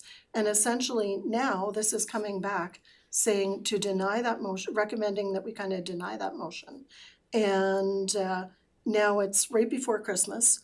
People didn't know about it. I didn't even have the opportunity myself to notify the residents that I spoke to about it. And I just really feel that it's not the lens that I want to be, not only be giving a council, our new council, and I think we need to be working with our residents and representing them. And would most certainly like to see that part of the conversation be pushed forward and continue with the public engagement that we discussed and recommended, not to say who pays more tax, but so they can show us, demonstrate to us, and let us know their concerns. And for clarification, I asked for this to come here again in that conversation at GMP, because if we don't bring this to this point, given where we are in our budget impacts currently, this would jump from $50 to $100 if we don't do this motion currently before we get going into our tax season. This has to come, you know, at the time where we're at. Yes, they did say and that there gonna be more engagement, there's gonna be stuff coming, but this motion to hold it at $50 is to keep it from climbing from the past motion to $100 and then up to $150 next year. This is to hold the program that we currently have in place and not progress it further. Councilor McNeil? Just to clarify as a follow-up, I'm speaking to the second motion. I'm not, that GMP recommended. I'm not speaking in saying that to your motion about the $50 tax. We had 2 motions coming out, and that was, I just wanted to clarify on that. Councilor St. Martin, and then with Mr. Ferris.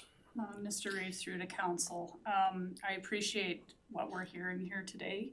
There definitely is impact on specific leaseholders. However, we did discuss the $50 being this motion that's before us today, so that the budget could move forward in 2026. I personally would like to see, because understanding minimum tax and the need to apply it, it's a legislated requirement that it's applied across the board. We can't break out specific groups. But I would be in favor of some sort of rebate regime that could be looked at for those that are negatively impacted. And maybe that's something we could look at in the new year. With that being said, that's all I have to say. one more clear in context, we're talking about a 300% increase in some people's bills. When you have a 300% increase on a 50-cent bill, yeah, it's realistically, it's not a large number. When we're talking about comparatively to, that versus, say, somebody's land bill or their property tax is $3,000 going up 300%. It's, in context, that's a large number, but Councillor Dean? Yeah, fair enough, through the chair to council, but just to clarify that, like to give some raw numbers. And this was supplied to the Finance and Taxation Committee. That 300% increase that I talk about, the previous bill was $677, the new bill was $1,600. So there's a considerable increase there. For context, though, also, there was multiple parcels. Absolutely. And some of those parcels, when we took a look at those comparatives, were only a few dollars on their tax bill, so it was very low. Councillor McNeil? Just to follow through and add on to what Councillor Dean had mentioned, the example that administration had put in the RFD previously was of $1,000 tax bill in 2024 that was essentially $3,000 in 2025. That tax bill, based on the current structure, would have went to $5,000 2026, $7,000 in 2027. You know, we're not talking about like pennies here. We're talking about thousands of dollars and hundreds of percents of increases to some residents. Just make sure that that's in context, those are multiple properties though, we're not talking about one piece of property. Councillor Whitten? Through the reef, I see the frustration with everybody with this, but I mean, honestly, I think our ratepayers are expecting to pay something. You know, they know this is in the radar, like they know it's out there, they're fully expecting to pay something. It's just, they're blindsided with the amount that they're having to pay. And just like Councillor Dean had said, if you look at all of the other like counties that are charging a minimal amount, you know, some of them are $0 and some of them are $10 per plot of land, right? So I mean, to jumping it up to where we're at now, I can see the pushback from our ratepayers because it's a shock to them, and I understand it may be only a few dollars, some of them, but some of them hold thousands of acres of lease land. So I mean, to them, as right now, cattle prices are good, you know, so to them, they can budget that, but there's been so many years where they weren't. They were just barely getting by and still keep going. So, I mean, I'm torn between it all, and so I fully expect that everybody that's out there is knowing that they're gonna have to pay something. It's just this amount to them is quite shocking.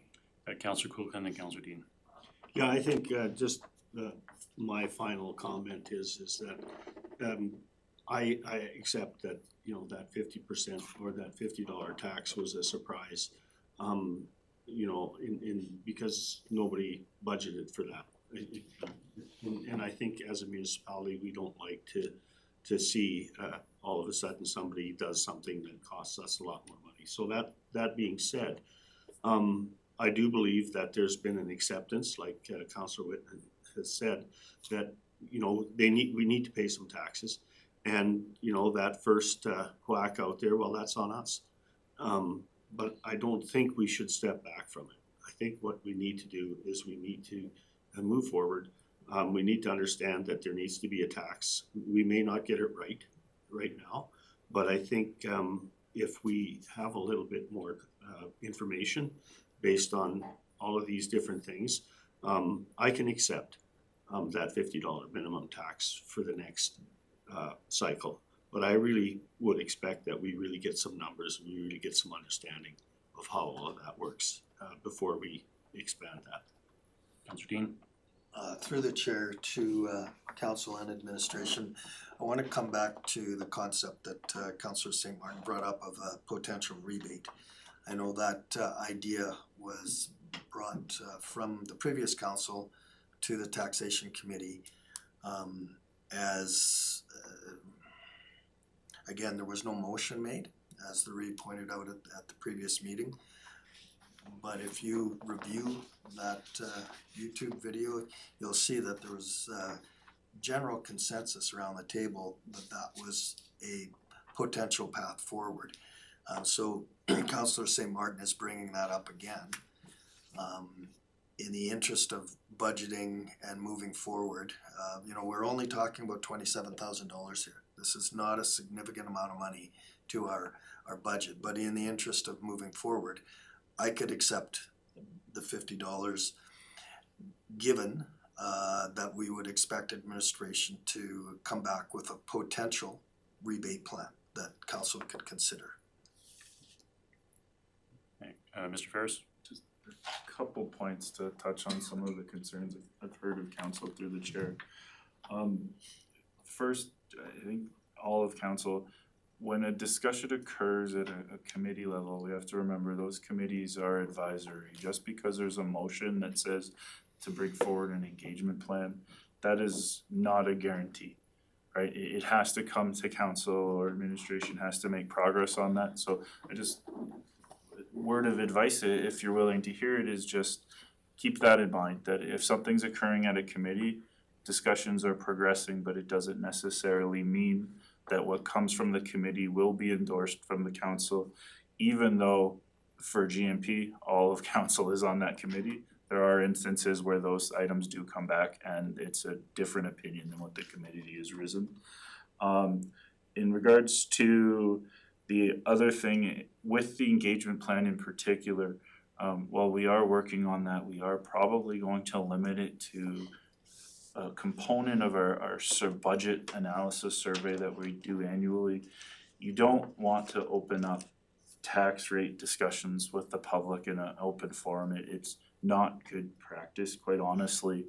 And not because people won't have valid concerns and there isn't valid feedback, it's just not typically a mechanism that would be brought forward.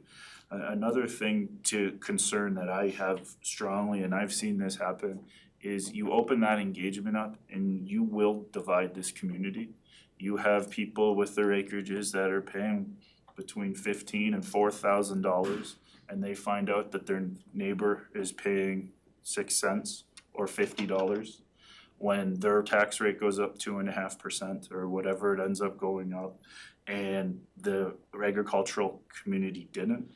Another thing I would keep in cognizant is one way to kind of mitigate that is if you have a set rate, and if it stays at $50 for now for a significant period, I would still recommend you increase it, whatever percentage you're increasing your residential rate, rather than keeping it stagnant. That way you are treating people equally.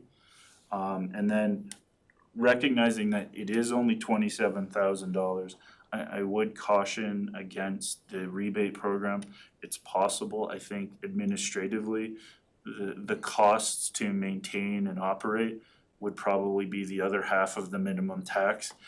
So I would caution against it. We can absolutely do it, but if the minimum tax is where it is right now, I would say that it's probably not a smart sort. It's probably not the proper mechanism currently operationally because of the demands it would implement. If you were to go to a higher tax rate, there's definitely more room to play there where we can come up with some efficiencies in the program, but recognizing it is such a minimal amount at the moment from revenue generation, I would caution that process. Councillor Cook and then Councillor Dean. Yeah, through the reef to CEO Ferris. I actually agree with that process. I don't necessarily agree that there should be a rebate because of the problems that it would create. And the other thing is that I think that, if the engagement part of it is probably more giving information to council on exactly how this all works so that we can actually justify, increasing that fairly down the road, and you spoke to that. So for me, I would be willing to support the continuum of that $50 minimum tax for sure. And I think the messaging should be that we need to have fairness across the board, because the things that you brought up about the acreage owners, I hear that every day in my community.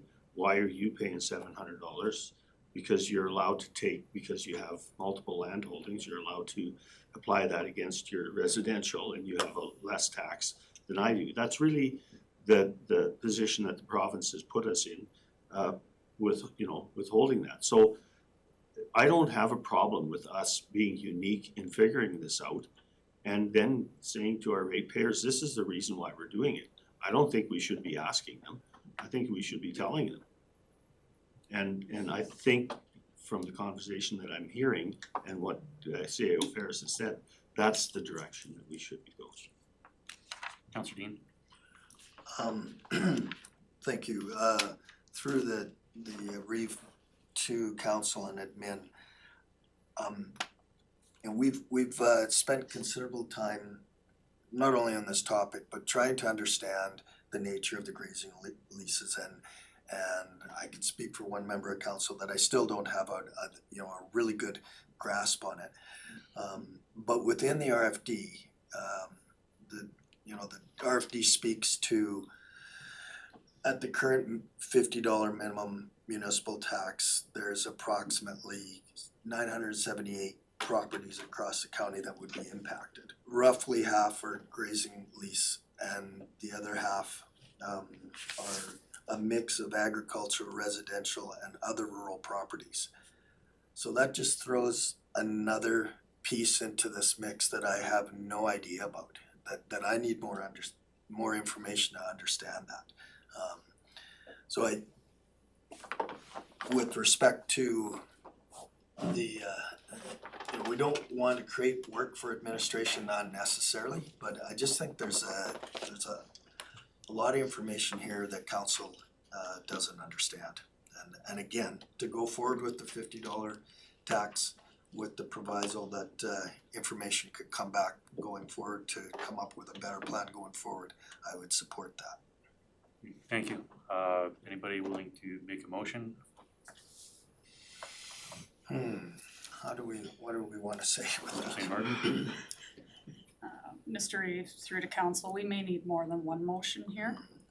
So I'll start it off, that council reaffirm the minimum municipal tax of $50 per parcel for all taxable properties for the 2026 taxation year. Councillor, discussion to that motion? Seeing any, I'll call the question. All in favor? Okay, that's moved. And so I'm gonna take a stab at a second motion, direct administration to bring back to council more information on the properties that would be affected by a $50 minimum tax. Mr. Ferris? Through the chair, what information is it you require? The comment on other rural properties is simply a way to catch all. There are properties that are just surveying remnants that kind of really don't exist. They're not functional. Maybe it was a sliver off a rail line or things like that. They're not really usable. So the intent there was to cover those because they're not residential and they're not commercial in nature or agricultural even. So what additional information? We can provide you the acreage amounts. We can provide you, and we have provided you with the taxation amounts. I actually believe we provided the acreage amounts as well, either at the committee, at one of the committees. So we can re-provide that to council, that is not a problem, but the additional information, I'm struggling to know what you'd like. So through the Reeve to admin, if you're asking me, we have within this RFD, it says the remaining 427 properties consist of owned parcels. So obviously that's a difference from grazing leases, including agricultural, residential, and other rural properties. So I don't understand how a residential property gets a minimal tax rate of perhaps $10 or $12 when everybody knows what their residential properties look like. So I need a better understanding of that. Sure. Councillor McNeil? Through the chair into the CAO, essentially, the information that I'm not comfortable that I have as well is I know for these grazing leases, there's a lot of fees associated with them. And those fees have been radically increased over the last number of years. And part of what I'm wondering about is, you know, are we looking at like dual levels of taxation kind of almost on the same piece of property? Like, are these fees effectively a tax to the provincial government? And then we're also taxing them municipally. So there's some clarification around the fees to operate these leases, I guess, that think would impact some of the discussion. To administration, given that that's outside of the municipal purview, is that stuff that you're able to get the information on? Through the Reeve, it really depends. It will be a significant research project on 551 properties. I can't guarantee that I'll be able to get that information, but we can certainly try. Councillor Kuchen? Yeah, I would also be interested in the problem that's arisen from the abandoned well sites that are on some of those properties that currently effectively, and this is on leases, that currently effectively curtail the ability of some of those leaseholders to actually utilize their leases, because nobody pays them compensation for that area that is being used up. I know of several that are fairly big areas, and I'm not sure how that plays into the picture, because there's a lot of leaseholders that have a lot of abandoned sites on them that they're not getting paid for, despite the fact they're paying for that lease. Mr. Ferris, and then I'll go to Councillor McNeil. Well, it's a valid concern, and I think it's something that requires some investigation. Regarding minimum tax properties, I would recommend we don't go that way, Councillor Cookin, for two reasons. One, I think it will be overly complex to find out with these lease owners who's delinquent and then verifying what we're being told is accurate. I also think you may get some pushback from the non-leaseholders who are in the exact same situation, and we wouldn't be acting for an advocate, and they are landowners, which some of council is saying is different than leaseholders. So I wouldn't want to further distinguish that separately. Councillor McNeil?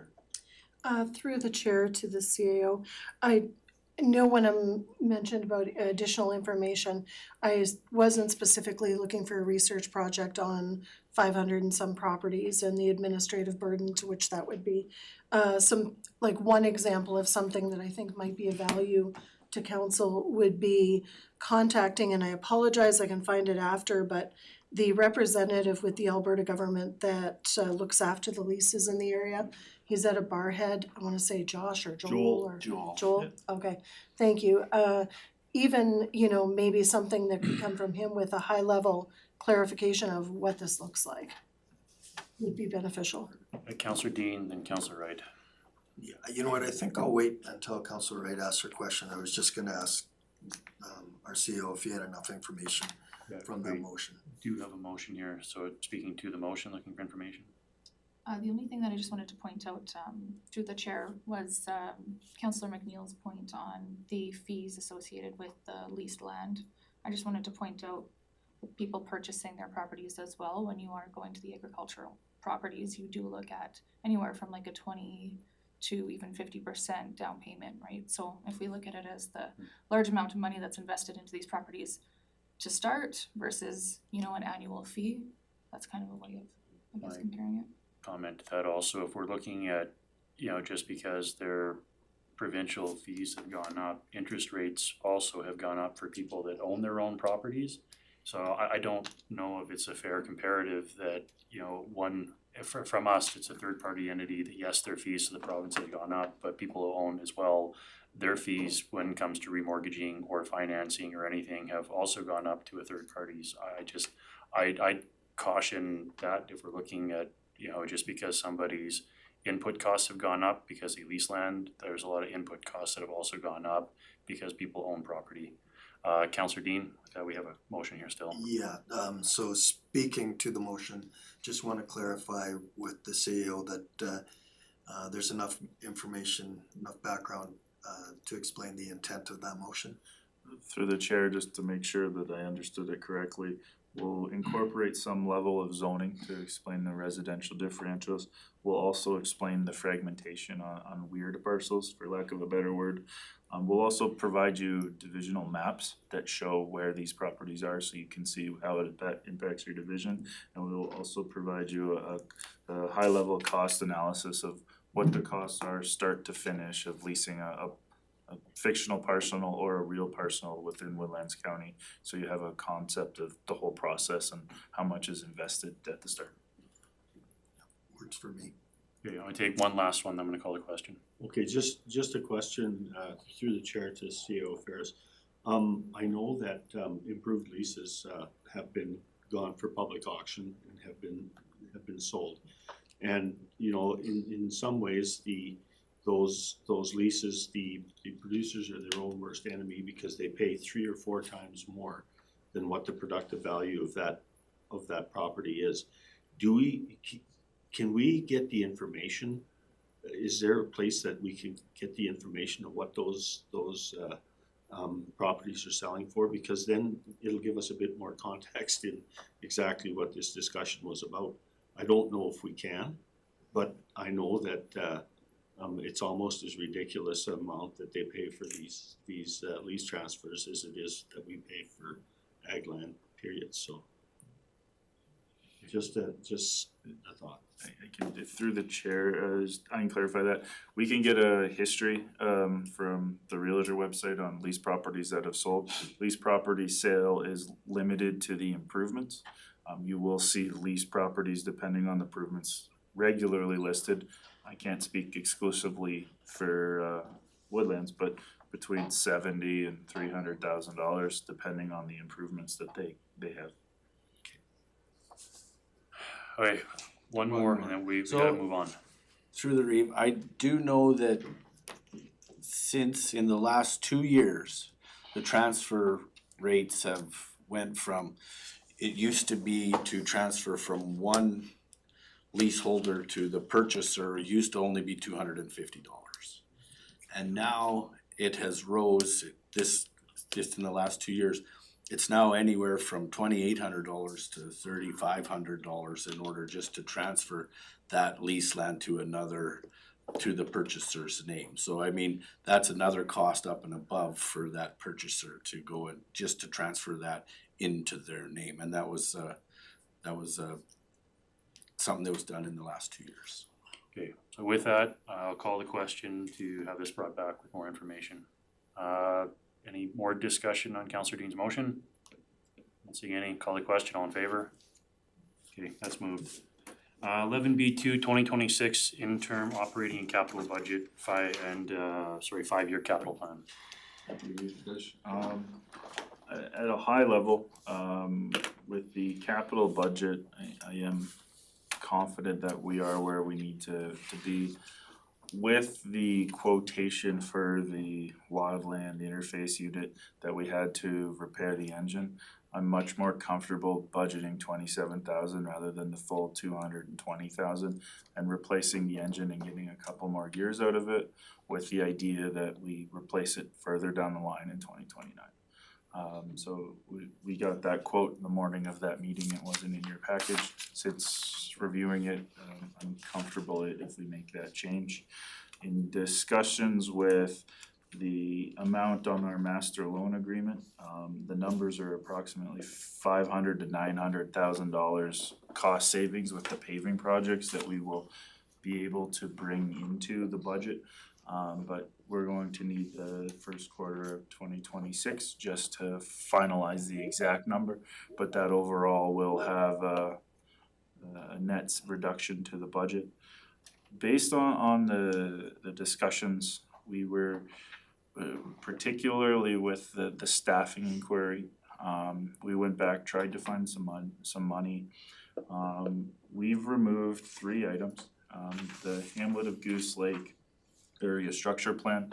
In terms of our growth nodes, Blue Ridge and Fort Assiniboine, we thought are higher that way. Also having area structure plans in relation to those 2 hamlet does improve our grant abilities, particularly when it comes to water and sewer infrastructure improvements. Recognizing them as growth nodes, we thought would better benefit us long-term with those types of projects if we can identify clear areas out of various structure plans. We still believe Goose Lake is important, but we're thinking we would defer it until 2026. Based on tenders that we've received for strategic planning, we're reducing it down to a total of 80,000 from the 150 that was budgeted. Now, that may seem like a fair bit, but strategic planning budget isn't simply just the budget of council. That also is taking our draft business plans department-wise, linking it back to the metrics, as well as developing a tactical plan with that to take council's new vision, so we're implementing it and more importantly, holding accountable. It also incorporates developing of strategic planning dashboards that will track these measurables. So not only can we provide it more clearly to council in a consolidated format, my goal would be once they're completed, we can also be accountable to the public by publicly posting how our progress is and how we're tracking that, just to bring us to a greater level of transparency and accountability.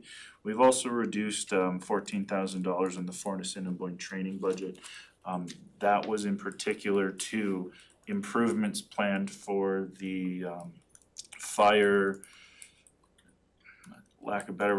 demonstration facility at the fort there.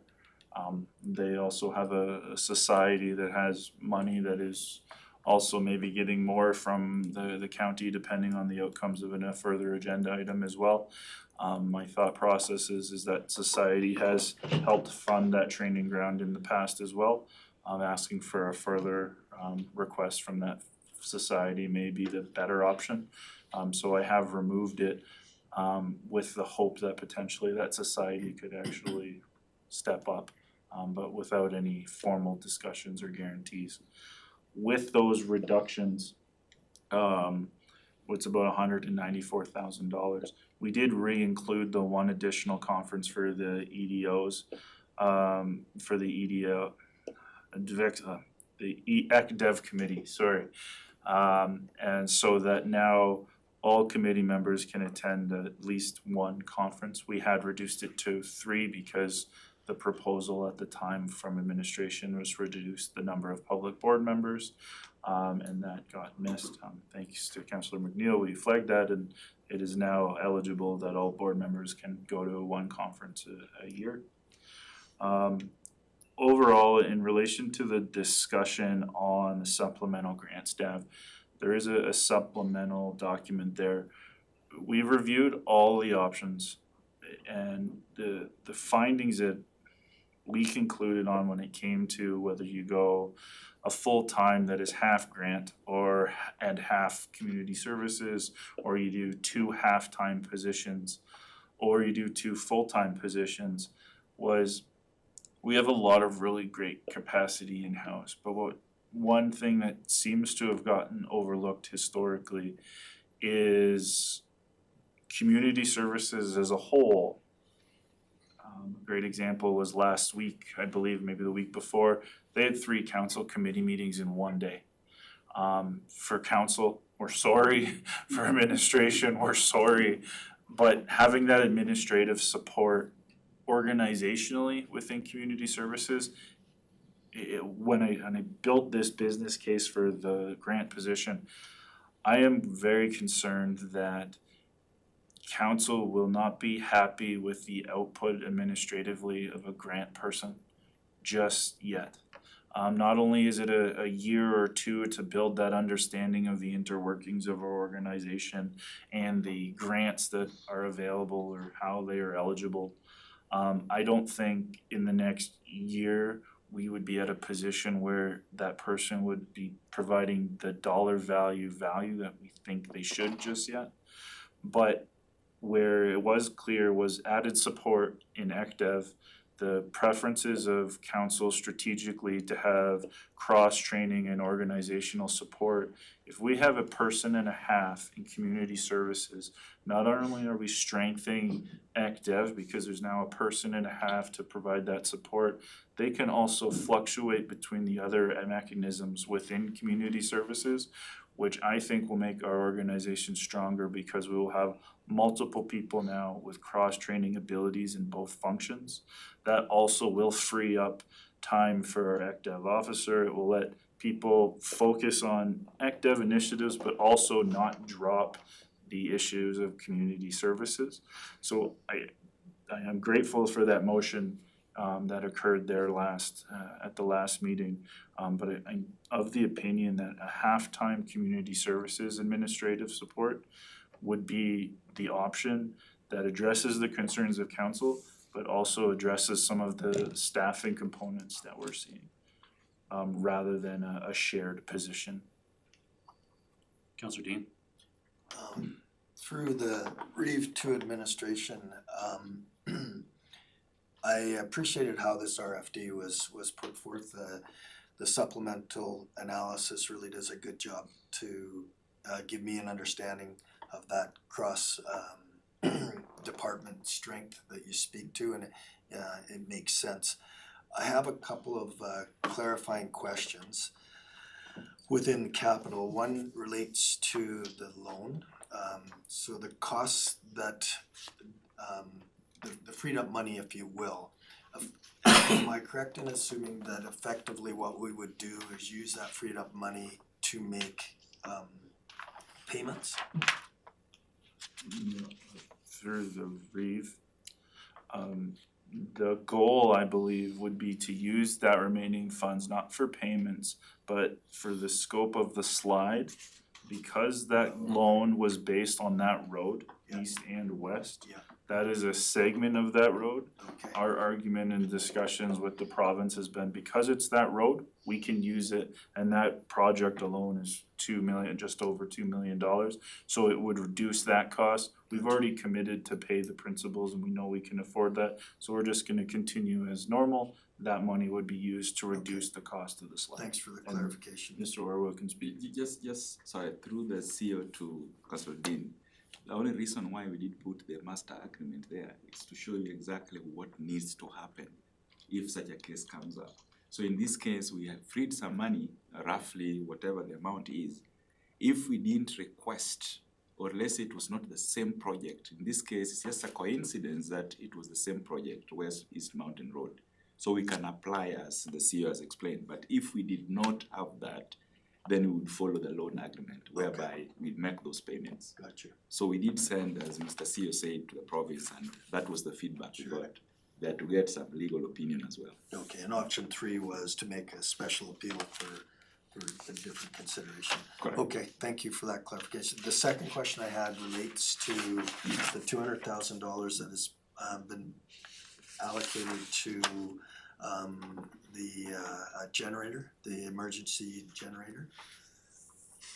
What I remember discussion from council was that the $40,000 that had been previously allocated would be sufficient to bring the electrical requirement up in the case that we then needed to rent a unit. So there's been a difference there, a change there. So if I may, through the chair, I believe the amendment or the motion from the previous meeting was as discussed. And so our struggle is there was a discussion from some of council that said this is a priority and we shouldn't wait. And based on that, I don't wanna say took advantage, we followed those comments of those who had just had that discussion, recognizing if there is an emergency here, we're hopeful that we can get a generator. There is no guarantee because in an emergency, they're probably already gone. Or the other step is whoever is dem of the day authorizes the purchase of a generator, which because of its urgency will probably be more. So because of those discussions that occurred during that budget meeting, our interpretation was that we should prioritize that. If council is of the opinion that just to do the electrical this year, we absolutely can. But based on the discussions we heard that we couldn't delay the generator based on the comments. Thank you. Councillor St. Martin and Councillor Whitten. Mr. Reeve through to CAO Ferris or administration. Just to clarify, the 500 versus the 900, can you clarify if you've budgeted 500 to be cautious versus 900 or in between? I would have to rely on my colleague here to. Just repeat the question, I didn't get the question. With respect to the 500, like you said here, at this time, the projected cost savings are estimated to range between 500 and 900,000 regarding the East Mountain paving project. So I understand that money is now in the capital project under the East Mountain slide. Did you factor in 500,000 or 900,000? I think we are factoring 900,000, possibility of 900,000. As that was the direction I got from the previous infrastructure director, and I think he was leaning towards that. That's why probably in Q1, we might know exactly the amount once the invoices have come through.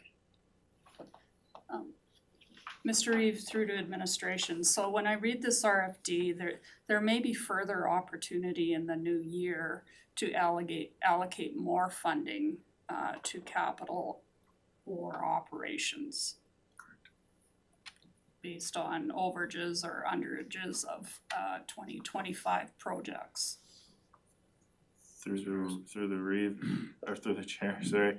Yes, we are anticipating a surplus situation. I don't wanna give numbers in case they're wrong.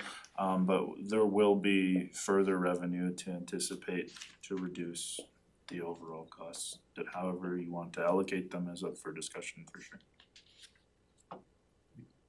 Councillor Whitten. Through the Reeve to administration.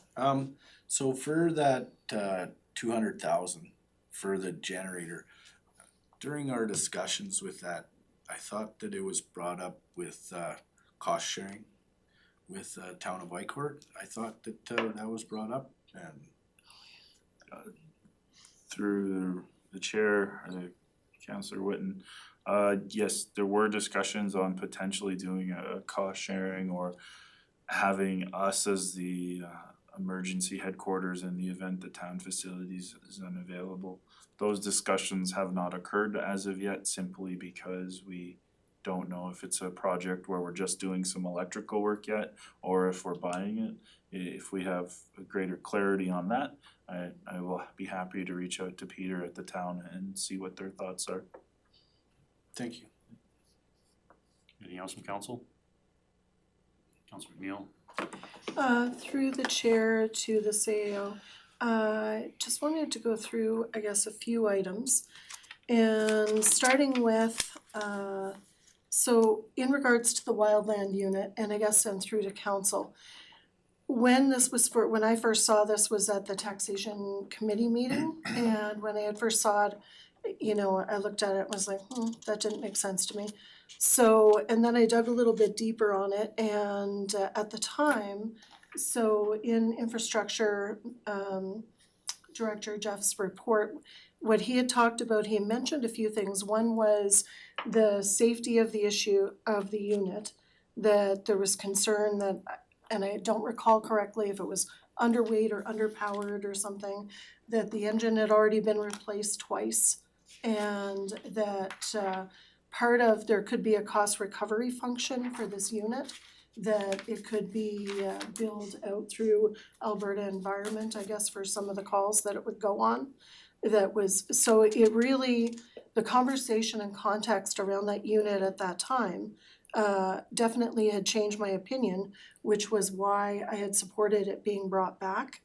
And to see that it's removed now, and to go ahead and put $27,000 into a motor job, especially if it's the third time, if it's a unit, we already had a staff member mention that there's a safety concern, you know, getting that kind of old. A lot of times with the certain organizations, we can't bring something out if it is too old. and be able to bill it. So that was part of what Jeff had mentioned. If it was a new unit, then we could bill it and get cost recovery. So just for context, wanted to bring that up. And I guess maybe I'll give administration the opportunity to kind of follow up on that, or maybe explain if I missed something. Through the reeve to Councillor McNeil, those are all valid concerns. It isn't anything we took lightly. My understanding is we should still be able to bill. It was simply from a cost perspective, I looked at it and I said 10% of the cost of a new one is what it's gonna cost to repair it so it's functional. My thought was that's a reasonable cost. If it had been more than 30%, I would say no, let's not risk it, but because it was only 10%, while it does have a risk, I try and also look at it as a way I would look on my own personal vehicle depending on its worth, and at 10%, I would still feel comfortable fixing my own personal vehicles. So I made the call there, and it is, the 27 there is I think it was $5,000 or $6,000 over what the quotation had, because I wanted to have some wiggle room, because the last thing I want is to bring it back, but because it's 10% of the cost of a replacement, I thought it was appropriate. Councillor McNeil. Just on the follow-up in that, I had about 20 years dealing with fleets. In my experience dealing with fleets, I would have never got to the third motor job. So just personally, it'd be something that I would have looked at replacing that unit. Okay, so that was one question. In regards to the conversation and the additional information provided around the discussion about full part-time positions with staffing, the support positions and so on. So I wanted to clarify, because there was kind of went back and forth, I thought, in the information and with the multiple options. So you're saying there's money, approximately $200K, like money for full-time admin for community services and another for ECDEV. But that you're recommending that the grant writing searching be integrated into the responsibilities of each department, and that we only go forward with a 50% community service person at that time. So is that currently a summary of what you've presented? To the chair, yes. Okay. And so again, I guess based on that and without rehashing all of the conversations that we've had in the past, I would just reiterate again that my position on this is that we absolutely have, fought for this ECDEV position. I'm disappointed to read in this RFD that you've already effectively removed this position, when it's something that previous councils, administration and committees have consistently brought forward as capacity building that we wanted to see there. Then additionally, when you went through what was being cut in the funding, the ambassador program was one that I didn't see that you had noted that did come up in discussion. And when we had talked about that, so I guess my next question would be has the ambassador program continued at the 44K initially, or has that been removed? Through the chair, the ambassador program remains in there, because the discussion was, because there was opposing opinions on whether it was a good program or whether it should be removed, we left it in the budget. Where the comments on the emergency grader, we implemented within the discussion simply because there was no opposing views that were heard during that discussion. So the ambassador program is in there. I would have to defer to Mr. Orwo to the exact budget number. Yes, through the CEO to Councillor McNeil, we've retained the information there, and the cost is there, and I think part of it probably the CEO will touch when we are talking about other stuff, especially when it comes to ICF, because we thought part of it would be incorporated in there. And the total amount in there is about 60,000. 60,000.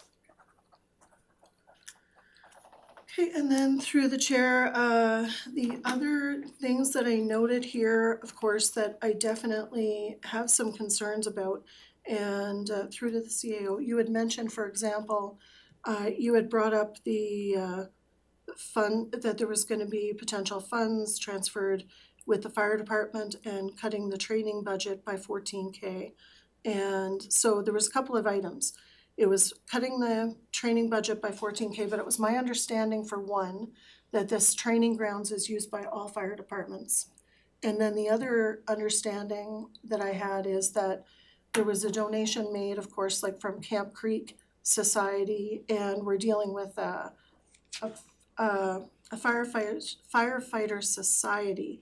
So I would caution council about, I guess, expecting an independent group to, and I don't wanna be dictating to what an independent group does with their funds. Frankly, whether it's the Spray Park Society or whether it's the Ball Diamond Society, I don't think it's up to council to tell them what to do with their money. That's not our position. So that's something that, and on account of that, seeing that that RFD is in our package today, and also it's being brought forward for the first time to cut the 14K in training, it looks like we're punishing them for giving them back their money. And I'm concerned about the optics of that. Mr. Ferris? Just recognizing that depending on that discussion, I think, so I'll address my comments as I thread the needle accordingly. So, my understanding of the direction of the last budget meeting was to find the funding in the budget to pay for this additional position. In the thought process, I wanted to provide you the opportunity as council, should you read my report and say, we appreciate it, Matt, but we want 2 full-time people, I wanted to make sure that that option was available to you for council.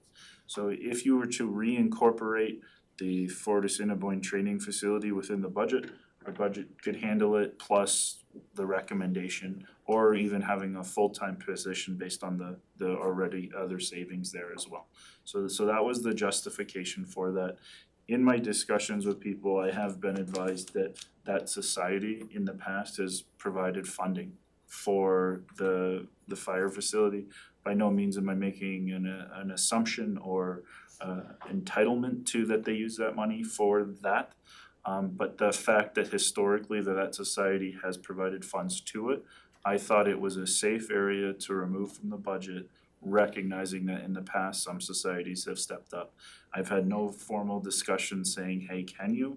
But that was the thought process when I was trying to find money to pay for these 2 positions, in the off chance that council decided to hire 2 full-time beyond the proposal. Anything else from council? Councillor Kuchen? Yeah, when I went through the analysis, the supplementary analysis, and then I had a real serious look at the long-term budget, the recreational side. I have some concerns, and those concerns are around the fact that the upgrades, the funding source was ICF, which means obviously some of the dollars that are going to be spent, like the projected 6-year plan of $2.4 million, would have to come from a partner in our capital budget. But I also looked at the new acquisition side, which was $200,000 per for the next 5 years. And don't get me wrong, I don't have a problem with increasing, the recreational capacity that we have. I don't have a problem with that. But what I do have a problem with is when I compare that with where the proposal to go is with the economic development side, is we are willing to spend these dollars if we approve this capital budget. And the understanding should be that the operational portion of that is going to increase. Because the minute you invest in those facilities, there's going to be investment the operational side. So that's a secondary piece of this. So my question is when I look at the analysis, is that we've consistently over the last 4 years wanted to build out the economic development capacity because we felt that if we don't do that, the burden that's going to become a part of our taxation is going to exist on the existing tax payer that we have now. So when I look this from a return on investment perspective, I really struggle with the fact that we're diluting the economic development piece, which we really asked capacity to build out. And yet we are looking at doing a lot of work in developing some of these things that, you know, are not really going to return us a lot of dollars. And the other part of it is, when I looked at the analysis, is that my experience in the tourism piece is it's in the wrong place, because tourism doesn't come just from a municipality. I'm sorry, but destination marketing organizations have a completely different perspective on this, and it's supported by Travel Alberta. And that is that you need to have a very large presence in order to give the most capacity to those operators that are there, and they're to really effectively promote tourism in your area. You cannot do that in the municipal silo, and it's too bloody expensive. That's just, I'm sorry, I'm looking at website development right now where just the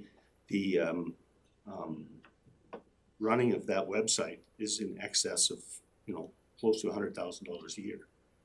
And so my question is that, and this is an interesting conversation that I've had and reports that I've brought back to this council, is Growth Alberta, for example, the Growth Alberta Partnership is very aware that we cannot have, there's no purpose for us to have government or municipal funding or municipal oversight as far as the RETA is concerned. It doesn't work. So the model that we were trying to create was completely different, where it's more like a, I would say, a chamber where we have services available that municipalities would buy into if they saw value in them. So that's why you're not seeing a request here from the growth group, because we're not there. And my question is that, are we going to dilute our economic development strategy, which was a priority 4 years ago when we didn't complete our strategic plan, by moving in this direction? And I have some serious concerns about that, because if we don't put some really solid focus on economic development, where that is a very difficult, and it's a very difficult one, because the metrics are very difficult to come up with in the short term. Are we going to, by going through this process, continue to put a bigger tax burden on our existing taxpayer? So when I look through some of this stuff, my question always goes back to, from a management perspective, are we just going back to the same place that we were 4 years ago? And I have concerns about that. Mr. Ferris? Recognizing I don't have a crystal ball, I will say my interpretation is no. But I would look at this as more of a refocus. You have a very talented economic development team right now, but they are dealing with community events, community service programming that quite honestly are a waste of our resources. Not that they shouldn't be done, and not that those resources shouldn't be assigned, but they should not be the purview of economic development. Having our talented professionals go and coordinate and deal with things like the trunk or treat, I would say, is not performing the proper return on an investment that I would expect and I don't believe council would expect.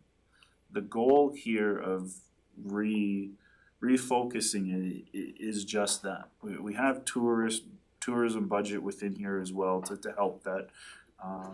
But overall, I don't believe it's a disservice to the organization.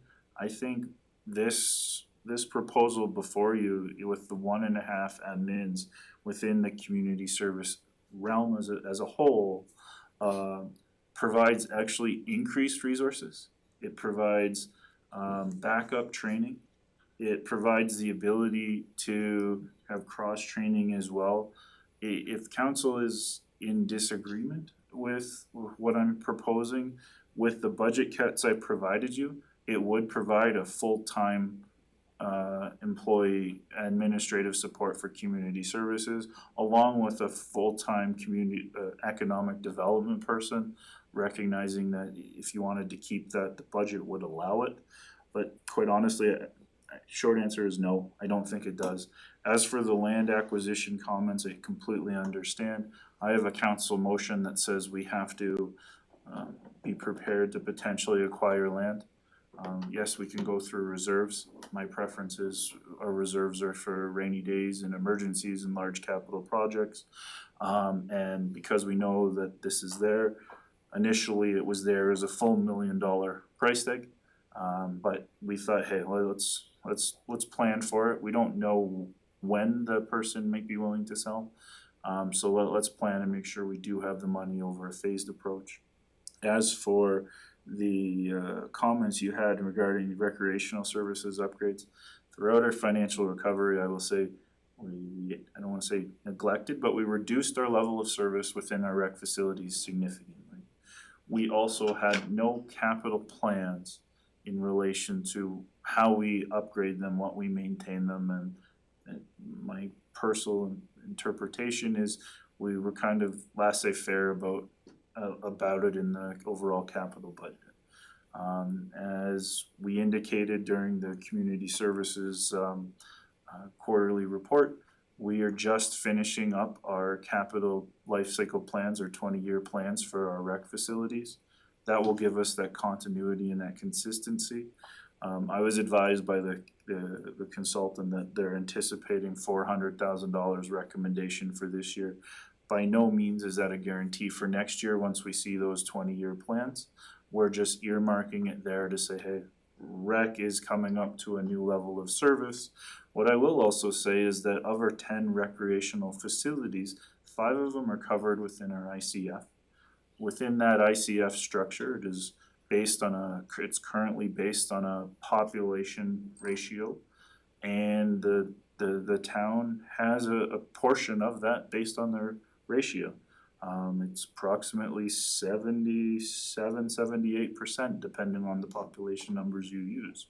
So while that $400,000 to improve our facilities is significant, a portion of that is also being contributed to our partners, which our current agreements allow for, and I encourage you to utilize, because they have acknowledged that 5 of our facilities are a priority to the region and should be invested in, and they have committed to that within our ICF.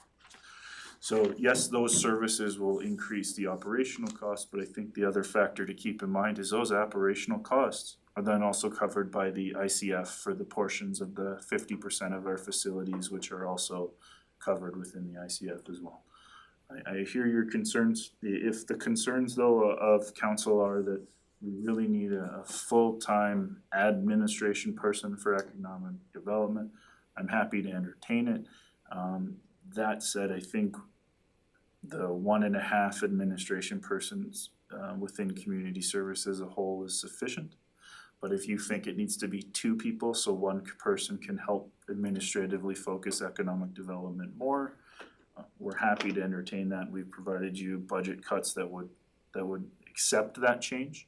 But I do think administratively, like I said, if we refocus and remove some of those community servicing programs out of the economic development portfolio, you will probably find the need for an admin is not a full-time administration person there, because we need the ECDev officer out in the field, talking to businesses. The administration, if we're no longer doing community events and another department, or another function of the department is taking it over, should lighten that administrative load in our opinion. Councillor Cogan? Yeah, just to respond to that, I appreciate the last comment that you made, because that's exactly I would say that the problem that exists is that I think that we need that person in the field. That's the strength that that individual has, but I also think that we need the strength to manage that administratively. Has to be in alignment with that, because that, to me, would make the focus be on the things that need to be there. Councillor McNeil? Through the chair to the CAO, I agree with you when you had mentioned about like the halftime position, when it comes to community service type events, you know, potentially like trunk or treat, stuff like that, which is part of the reason that we, you know, I had brought up identifying the potential for a halftime position to take those tasks away from economic development. It's something we've talked about at the committee level for 4 years, you know, these ECDEV actions essentially. So I 100% agree with you on that. But what I'm seeing here is the conversation is 1.5 people for community support, community services, which is robbing Peter to pay Paul. You know, it's taking that full-time support from ECDEV that currently exists and reallocating it. And it's dividing focus, which we've tried with protective services and ECDEV when the position was created in the first place. And as soon as you get into dividing that position, it has that person, you know, playing whack-a-mole. They're trying to chase too many projects. It doesn't give them the opportunity to focus. And like you had mentioned, we need our EDO in the field. And that, while he's in the field, you know, like you had committed to building the business directory and doing some of these other administrative tasks. And that's shouldn't be something that he should be focused on per se. If he's in the field, we need that administrative support, you know, and I don't want to sound like a broken record on that one. It's just been over and over. So, and then just to say with the promoting tourism in the area, yes, I also agree with Councillor Culkin, because that whole process is shifting from the way that it used to be. And with Travel Alberta's focus and with some of these, I think we would be better suited to lean on our partners with Community Futures, organizations like Northwest of 16 Tourism that are not municipally structured. They're actually tied to the operators. And they're going to be some of, I think, our partners that are going to move us forward more effectively than we're going to be able to do on the strength of our own when it comes to helping and supporting our tourism operators and the destination marketing piece and so on for the region. And I think that's probably a better use of our dollars, is also in supporting those organizations. And again, just to bring up, so with a $60,000 allocation to the ambassador program and that part, you know, I again see that as paying for somebody who could be dedicated to that community services position, and I think make a much better support for that department than having, you know, a short-term program that requires oversight. Councillor Dean first. Through the chair to council, I want to speak in support of the plan that we've been presented, the operational plan. And I want to draw attention to the environment that existed 4 years ago with respect to economic development. That environment from an organizational support has changed considerably.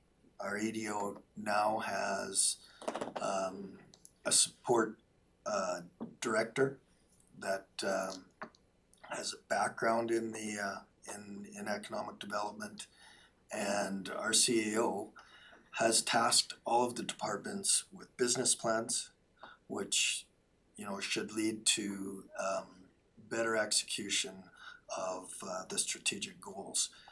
So I would ask council to consider allowing this plan to go forward, allowing our current CAO to go forward with this vision of cross department support and evaluate it after this plan has had an opportunity to be executed. Councillor Kuchen, Councillor St. Martin. Yeah, I just want to speak to Councillor McNeil's comments. The first thing is that the real focus of an economic development officer and the recommendations that he makes to council should be based on the economic development, I would say, potential that anybody who has a service to offer, like you said, north of 16, growth would be no different, that be vetted by the economic development officer. Because my experience is I spent the last 2 years being the growth representative who hasn't charged mileage, who hasn't been paid for all of the different venues that we went to because I chose not to, because I understood one thing, that is that my role was to that board. It was not to this council, despite the fact the way that the province set this up. The province set these whole RETA things up to fail because we didn't have consistent representation. We did not have consistent funding for the administrative capacity. So the focus was for us in the last 2 years was, are we going to be able to give something that you know, obviously the municipalities have put some money into, not substantially the money that would be there that you would believe, because $7,000 a year absolutely funds nothing, and so you get nothing for that. So we understood right away that there had to be a big, broader, effective funding source that is consistent, and it won't come from municipalities, and you have to have consistent representation. So my view of this is that if there's an organization out there that has something that to offer that is a service to our municipality, then that should be vetted by our economic development officer, because he's the one that has the skill sets to actually say, yeah, this is of some value and it aligns with our strategic plan. I don't think that's up to us as a council. That's an administrative thing. That's out there, and that's why there's never, that we haven't as growth made a request, because we understand how fragile that organization has become because of the cuts and the lack of consistent representation. And so we're moving away from that model, because the old model could not supply a service to this organization. So I do have some concerns about the way that we're moving forward. I think that there's a good possibility for us to have some conversation when we make the mistakes, because this is not going to be a budget that's going to address all of the concerns. But I think that if we see that there's something going in a direction that there should be going, we should have the ability to sit down and say, you know what, we should revisit some of this stuff. That's my final comment. Okay, it's been a couple hours. Would council be okay if we took a 10-minute break before we continue? I know there's gonna be more discussion here, but Or do you want to break And for lunch lunch? is here if you need it. I guess if we want to, we can break for how long do we need? I eat fast. I need 5 minutes and I'm good, so I'm just. No.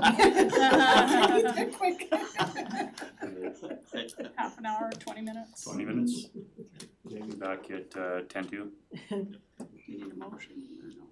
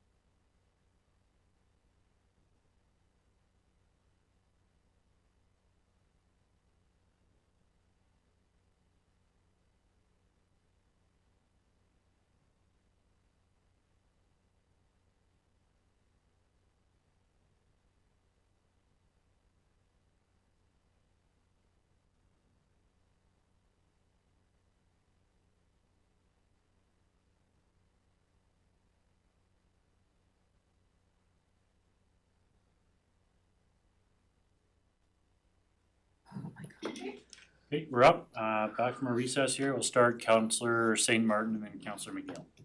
Mr. Reed through to council and CAO Ferris.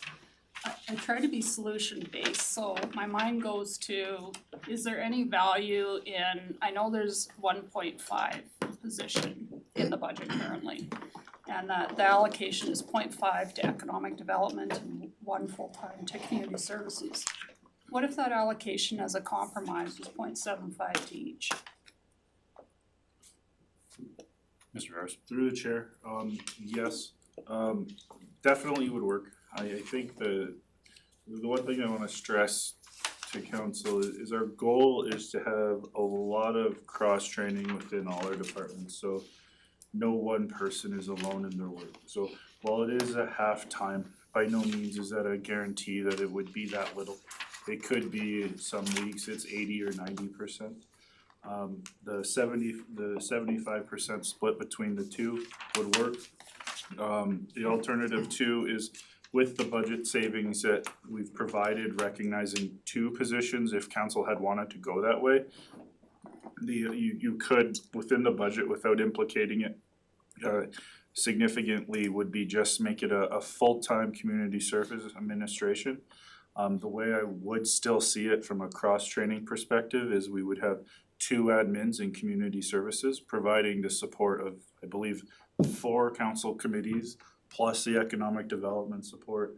And the idea of the cross-training there is, if you're doing a project like the business license directory, for example, there's a lot of administration building time that is probably also beyond just a one person, but you also don't necessarily want your EDO in the weeds to do some of that administration.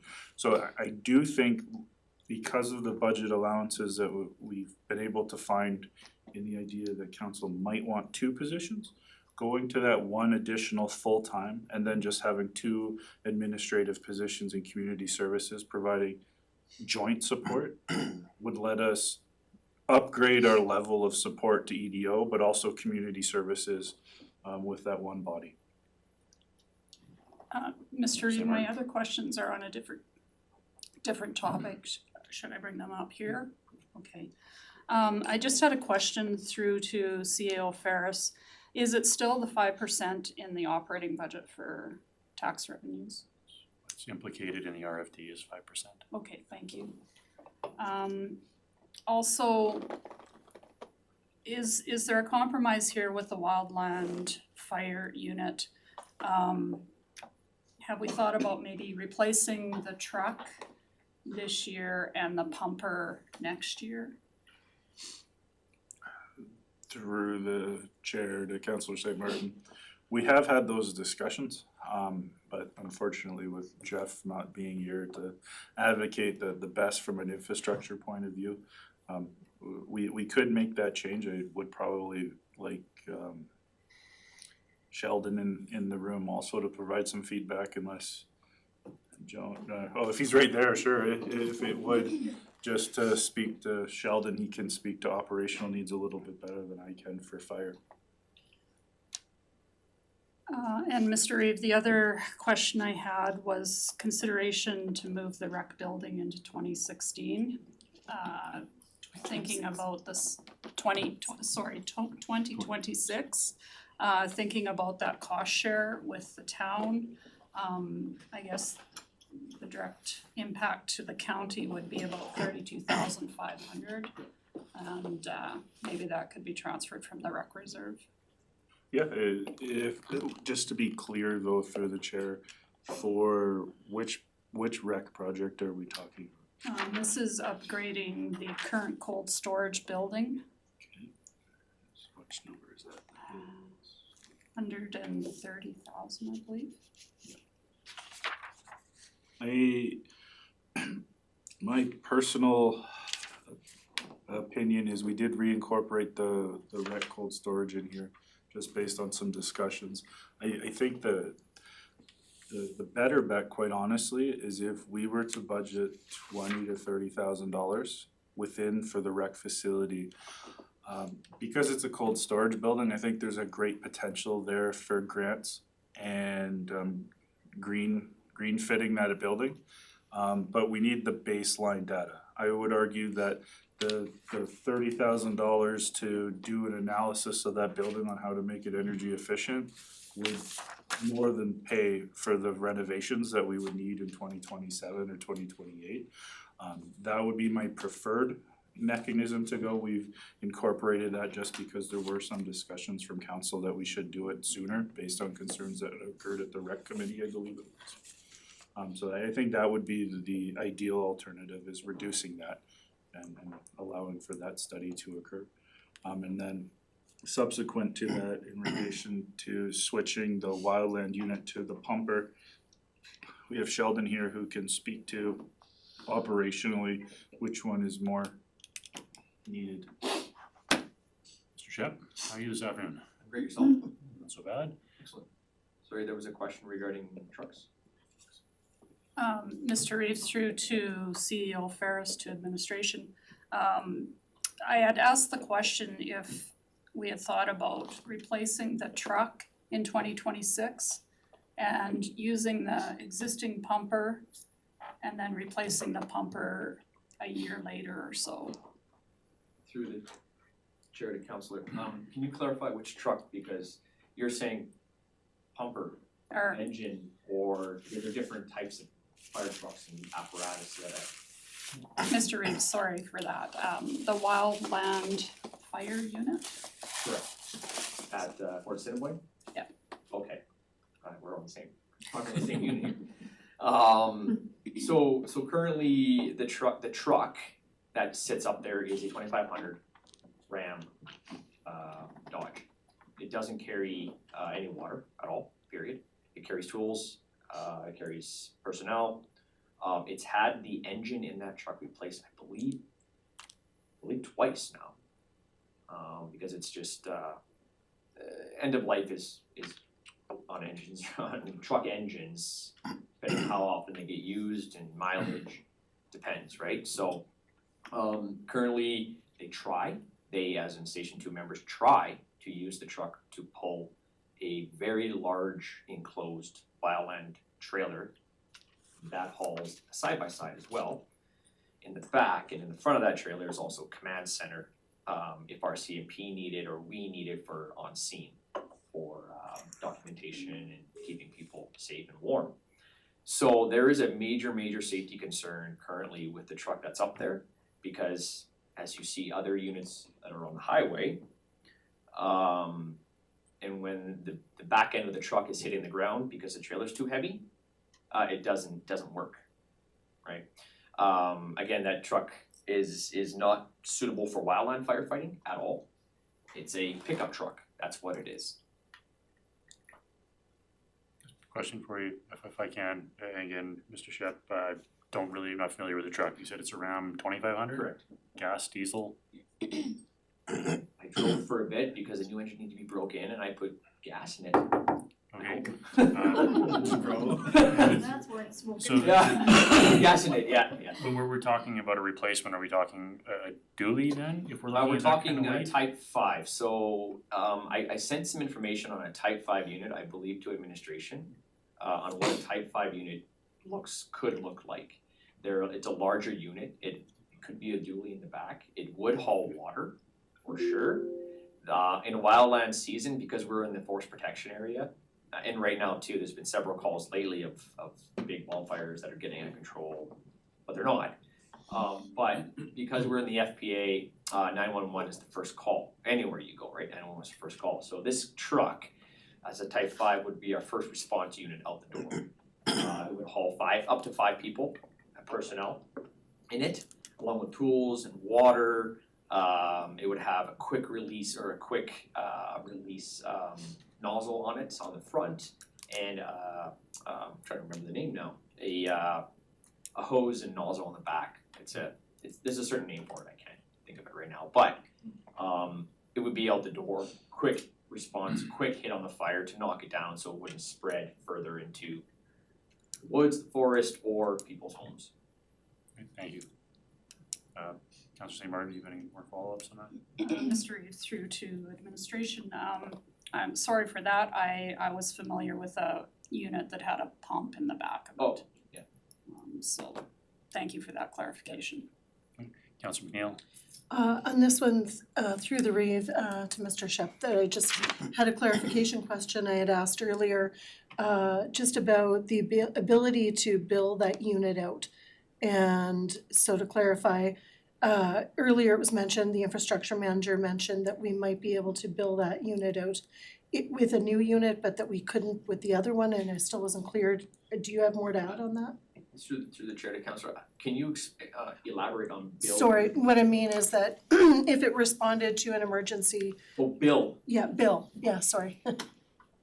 if I may, through the chair to councillor, yes, any of our units, not just that one. So the current one we have, The current one we have, we can send to an Alberta wildfire event if requested as a command unit. So it's a lesser cost that we get billed for. Prime example, for the Jasper fire, right, we sent an engine at transportation rates, and we sent myself and my unit as a lead operator or lead hand. The engine was billed at a higher rate than my truck. But yes, the answer is yes, you can do both. The Type 5, if the council has a desire to go down that road, and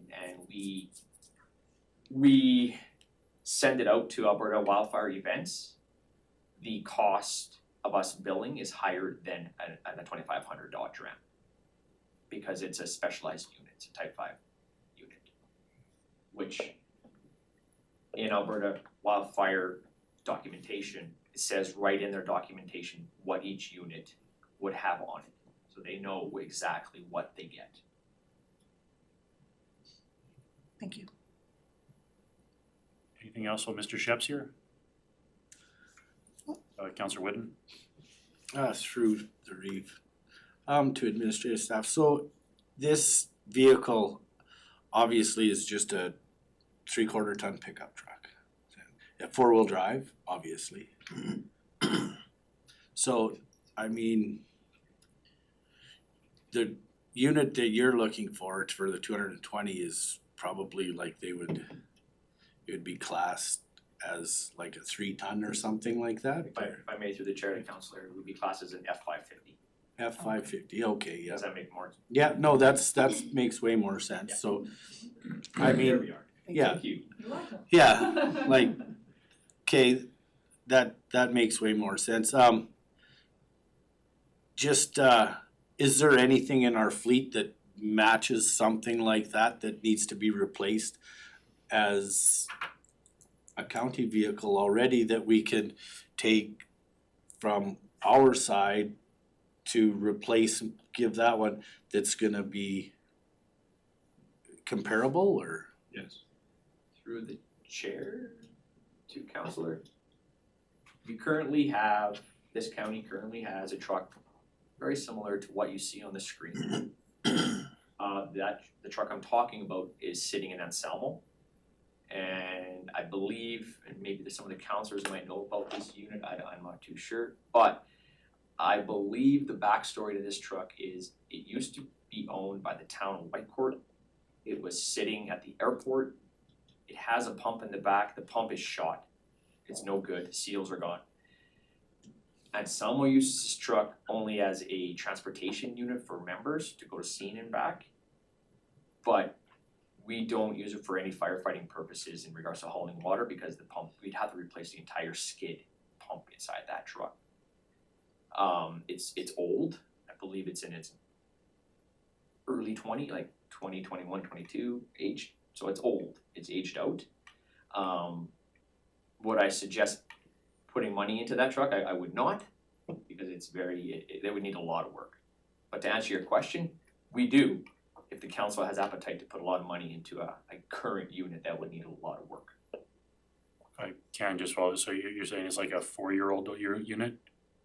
You said 2021. Yeah, I can grab the documentation, it's in my computer.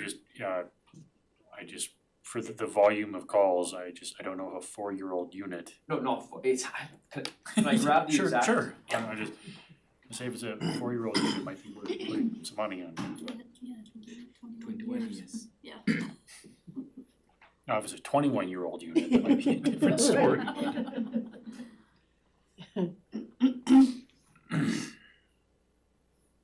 Do you have a quite, was it for Mr. Shep? Yes, Okay, I'll yeah, wait for it's Mr. Shep. related to this for sure.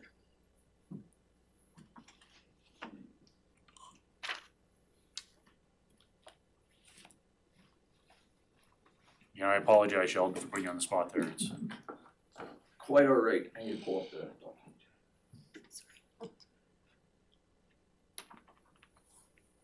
So I believe this unit was owned by the town and the county purchased it some time ago. Sitting at the airport from what I'm told from previous county. So it's a Ford F-550 mini pumper, red. The year was it 2001. Okay. Okay. They call it Squad 4-1 and replacement of that unit because it's old would have been 2021. And it wasn't replaced then. No, thank you, that clarifies my question. Councilor McNeil? Definitely, thank you. Through the chair to Mr. Shep, so I guess kind of in the spirit of what maybe Councillor St. Martin had first initiated with the conversation on this, what I'm hearing is that we have a 3/4 ton that's wore out, that's underpowered and underweight for hauling the amount of weight that it's hauling. And the ask then is with this wildland unit, is a new heavier duty pickup truck a potential compromise? You know, whether it's like a 1 ton, something that's weighted to, rated to haul the weight? Through the chair to councillor, that is correct. Yeah, that is correct. There's a safety concern right now with even hauling, like I said, hauling the trailer. Right. They don't haul it. If that trailer goes out, I've done it twice myself, so I would go up there because I have a bigger unit and I can haul those sort of things, but it's sitting with a V in the middle, right, even with my unit. This is a heavy trailer. Councilor McNeil? Is it overweight for a 1 ton to Is haul? what overweight, sorry. Is the trailer that you'd be hauling then, I'd have to get exact weight and Ambrose would have that documentation Okay. as a mechanic. Because the county fleet, I don't have the exact weight of that trailer, but as it sits right now, it's overweight for what they currently have to pull it, yes. Okay, fair. I just wouldn't want us to go and buy a 1 ton and find that we're still having the same issue. Through the chair to the councillor, if council has appetite to go down this avenue to purchase this truck like what you see on the screen, that truck will be more than enough to handle that trailer. Those are heavy duty springs in that truck. Thank you. Anything else, Mr. Shep? Thank you very much for your time, Sheldon.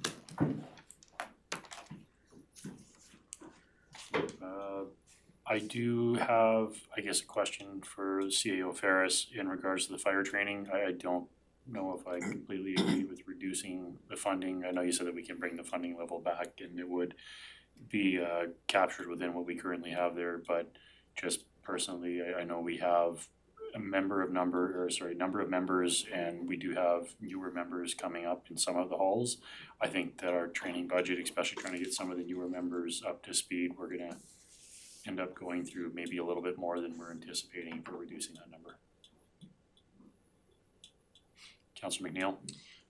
Through the chair, I just have one other item, I think, that I had missed initially when we were talking about ECDEV and the focus on that as well. Although it was mentioned in this package that there was an increase in the funding to send an additional member at large to the EDA conference. When I went back in my records, we had in the budget enough, the intent was to send every member at large to 2 conferences. And I know we've talked about professional development and stuff like that again, but I just wanted to point out, this isn't something I feel at the committee level was taken advantage of. I feel that on that committee, the last number of years, the people that attended those conferences brought back real clear value to the committee that was applied, for example, into a program like this NRED program that we currently have. So I've seen that that money be well spent in the past, and it's not like they're just going to some frivolous conference somewhere and it's not bringing value back to the community. So again, it was just something to note because I see us moving away, from the focus on economic development, and that was just another example of it. Anything else on the topic, or is anybody willing to make a motion or give direction? Counselor Dean? Yeah, I'd be prepared to move the council approves the 2026 interim operating budget as presented. Okay, thank you, and just for clarification to the CAO, some of the discussion around we had the time and a half individual or the fire training, I guess we have another one coming up here in the fire training, but that might be, I don't know, the opportunity to increase that still if we go as presented. Through the reef, we can bring those items back in April. But I would say that if you don't want them lost, whether it be that half-time or full-time position or that money, that we perhaps have some motions to incorporate them into the budget rather than just leave it for later, because I'm not sure what can happen between now and the next time we finalize the budget, but if it's in now, there is no loss on expectations from council. Councilor Dean? So I'll speak to my motion and basically say the same thing I said a little while ago.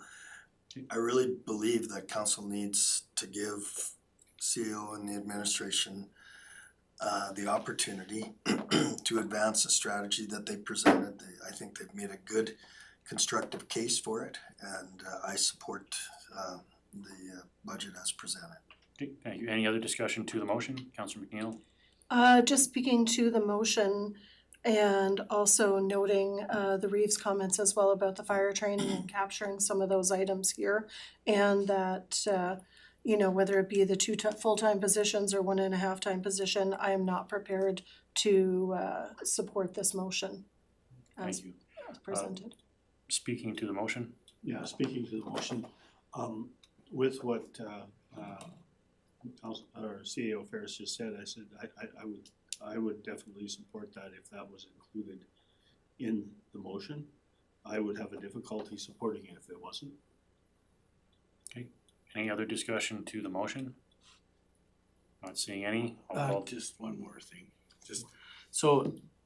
just on the wildland fire truck, I just, though there's only just one thing is, if it's so bad right now that, you know, throwing another engine in it and it's in such bad shape right now, I think we're just wasting $27,000 just to put a Band-Aid over something that we can't even use anyways, cause they can't haul the trailer with it. Like, that's pretty much what Sheldon was saying, that they can't even use it anyway. So I mean, they could go buy another whole truck for $27,000. It was probably in better shape than that one is. So I mean, I don't support that, and I'm with the Reeve on the $14,000 allotment for the fire training services. I wouldn't want to see that gone either. That's what I had. Councilor Dean? So I understand the incorporating the $14,000 in firefighting training. How would you amend the motion to address the vehicle issue?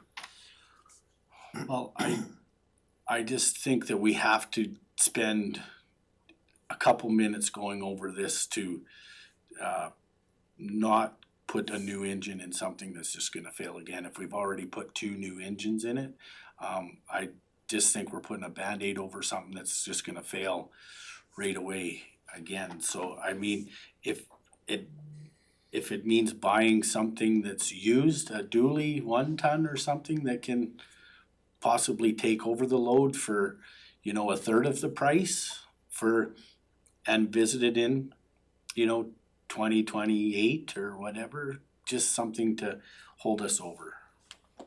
Councilor Dean, and then Mr. Orwa has a comment there. Yeah, I'd defer to Mr. Orwin then. Sorry, through the CEO to the chair, I just wanted to alert council that this is operating a motion that you're talking about and separate from capital. Okay. So that we will deal with the capital when the motion comes up. Okay. So yeah, I'd be prepared to amend my motion to incorporate an additional $14,000 in firefighting training. Okay, motion on the floor, amended motion, any discussion to that motion? Councillor McNeil, Other than just asking if there's any chance that you would consider an amendment in regards to the positions that we had mentioned. As through the reeve to Councillor McNeil, my position on this is that I believe the strategy that the CAO has put forward with the cross-department training makes sense, and I also believe that the level of support and oversight that economic development department has now compared to what it's seen in the past 2 years, I'd like to let this play out and make changes if we see necessary. I think this is a considerable positive change to what we've had in the past. Councillor McNeil, Just as a follow-up and speaking to the motion, I definitely could support the positions being under community services, but would still want to see at least a 1.5 time position under community services, which in my mind would be still full-time support or even 3/4 support to economic development, like CAO had mentioned, and increase in capacity for the community services. Mr. Ferris, I'm gonna call the question. Just to provide clarity to council, that those costs are already within the budget that's before council. Based on the changes before, there's approximately $166,000 there to cover both positions that were proposed, based on the discussions, how we can actually reduce that to either a half-time or a full-time. So if the motion is to approve as presented with the change of the fire, your concern about extra staffing within the economic development or community service realm has already been addressed and is in the budget with the motion. So with that, I'll call the question. All in favor? Sorry, just a point of clarification. So just to clarify again, just so I hear you correctly. So you're saying that the motion on the floor would allow for the 1.5 time position to continue? Mr. Ferris? Through the chair, technically it would allow up to a full-time whole other body. We are going to proceed with a half-time. If that doesn't work out and we're seeing capacity issues, the budget already allows us to boost it up to a full-time position. So there would be 2 supports there versus 1.5. But I believe the answer is yes. I just wanted to complicate it with more. I think so. Okay, thank you. Thank you for the And clarification. call the question. All in favor? That's moved. We have a second motion for the operating portion, and we get to this again through to administration, just off of Councillor Witten's point. We do have 27,000 for an engine, but given the discussion from Mr. Shep, if we find there is a good used running alternative on a heavier truck, I would like to maybe have us look at that option before putting an engine in this vehicle. There are quality like 1-ton dualies out there that should haul what they're looking for under $30,000. So I think if we're looking at that for a new engine in a vehicle that's not to the spec that we need, we might wanna look at something else too. Councillor Dean? Through the chair to admin, the discussion about the vehicle, is that not related to capital and not operating plan? You're operating, sorry, that'd be the next motion, motion 3. Okay. Yeah, we haven't got that far yet, so I just wanted to get it on the table. Motion 2 is for the 5-year operating plan. Somebody wants to make a motion for, I can, that's right. I'll make a motion that council adopts the 5-year operating plan as presented. Thank you, Councillor. Discussion to the motion? Not seeing any, I'll call the question. All in favor? That's moved. And then motion 3 would be for the capital budget. Councillor Dean? So a question to your concept. Am I hearing you suggest that we take that 27,000 and just try and get the best bang for the buck? Yeah. So not increasing it, just using that 27 out. And again, I don't think anybody in council would have an opposition if they find the right fit on a used vehicle that's gonna move us a few years, if it's, $3,000, $4,000, $5,000 more to come back for a discussion on it. But I think we can see what we can find, at least around this, instead of putting an engine into an undersized vehicle again, maybe we find a used quality vehicle that will do what they're looking for. Counselor Wright? Through the chair to the CAO, is there a restriction as to how old a vehicle can be? Is there? There isn't. We do have the fleet policy that gave some guidelines that was adopted today with the procedure that will be adopted today as well. We do try and stay away from consumer grade purchases when we're buying our fleet, but there isn't an age limit, and we will have our mechanics and everyone inspect it before we make a call on a used vehicle for sure. And through West End Bus Committee, I know when they were looking at replacement of some of their vehicles through like the like budget and a couple of those other offshoots in Edmonton, that they also, I can't remember the lease company there anyways, that the city of Edmonton utilizes for their equipment, and they're all municipally owned, operated, run through a lease company, and they end up selling them at just about half what a new price is worth. So it was an option when we were looking at buses, and there was considerable savings there. So there are options that we can find municipally that can probably save us some money and get us into something that's, you know, fits the bill for now until we can get that full unit that they're looking for on the budget. So with that, if somebody, Councillor Dean? Yeah, I'd be prepared to make that motion, but just I'm a little unsure as to what the wording would be with respect to that 27,000. Do we wanna As say that we'll discussed. approve this as presented with the caveat that the 25 or 27,000 allocated to an engine replacement be reallocated to a vehicle purchase? Through the chair, perhaps that administration be directed to investigate the alternative of a used vehicle in lieu of engine replacement. Could we make it in two motions then? Yeah, okay, so then I'll move that council approves the 2026 capital budget and adopt the 5-year capital plan as presented. Thank you. Discussion to that motion? Councillor St. Martin? Mr. Reeve through to Councillor Dean, do we wanna consider the rec building, the cost of a facility energy efficiency report? Yeah, we've had so much discussion, I kinda forgot Yeah, about that. in lieu of the replacement to help with grant funding. So, is that a third motion? I think we should maybe make those two motions first and then do the budget motion. Okay, sure. And then that would be as discussed instead of as presented. Yeah. Okay, so I'll retract my motion then. Okay. Oh, okay, so I'll try and formulate the motion, that council amend the 2026 capital budget to include the recreation, I gotta get the words. Cold storage. Cold storage building, energy audit in the amount of 32,500.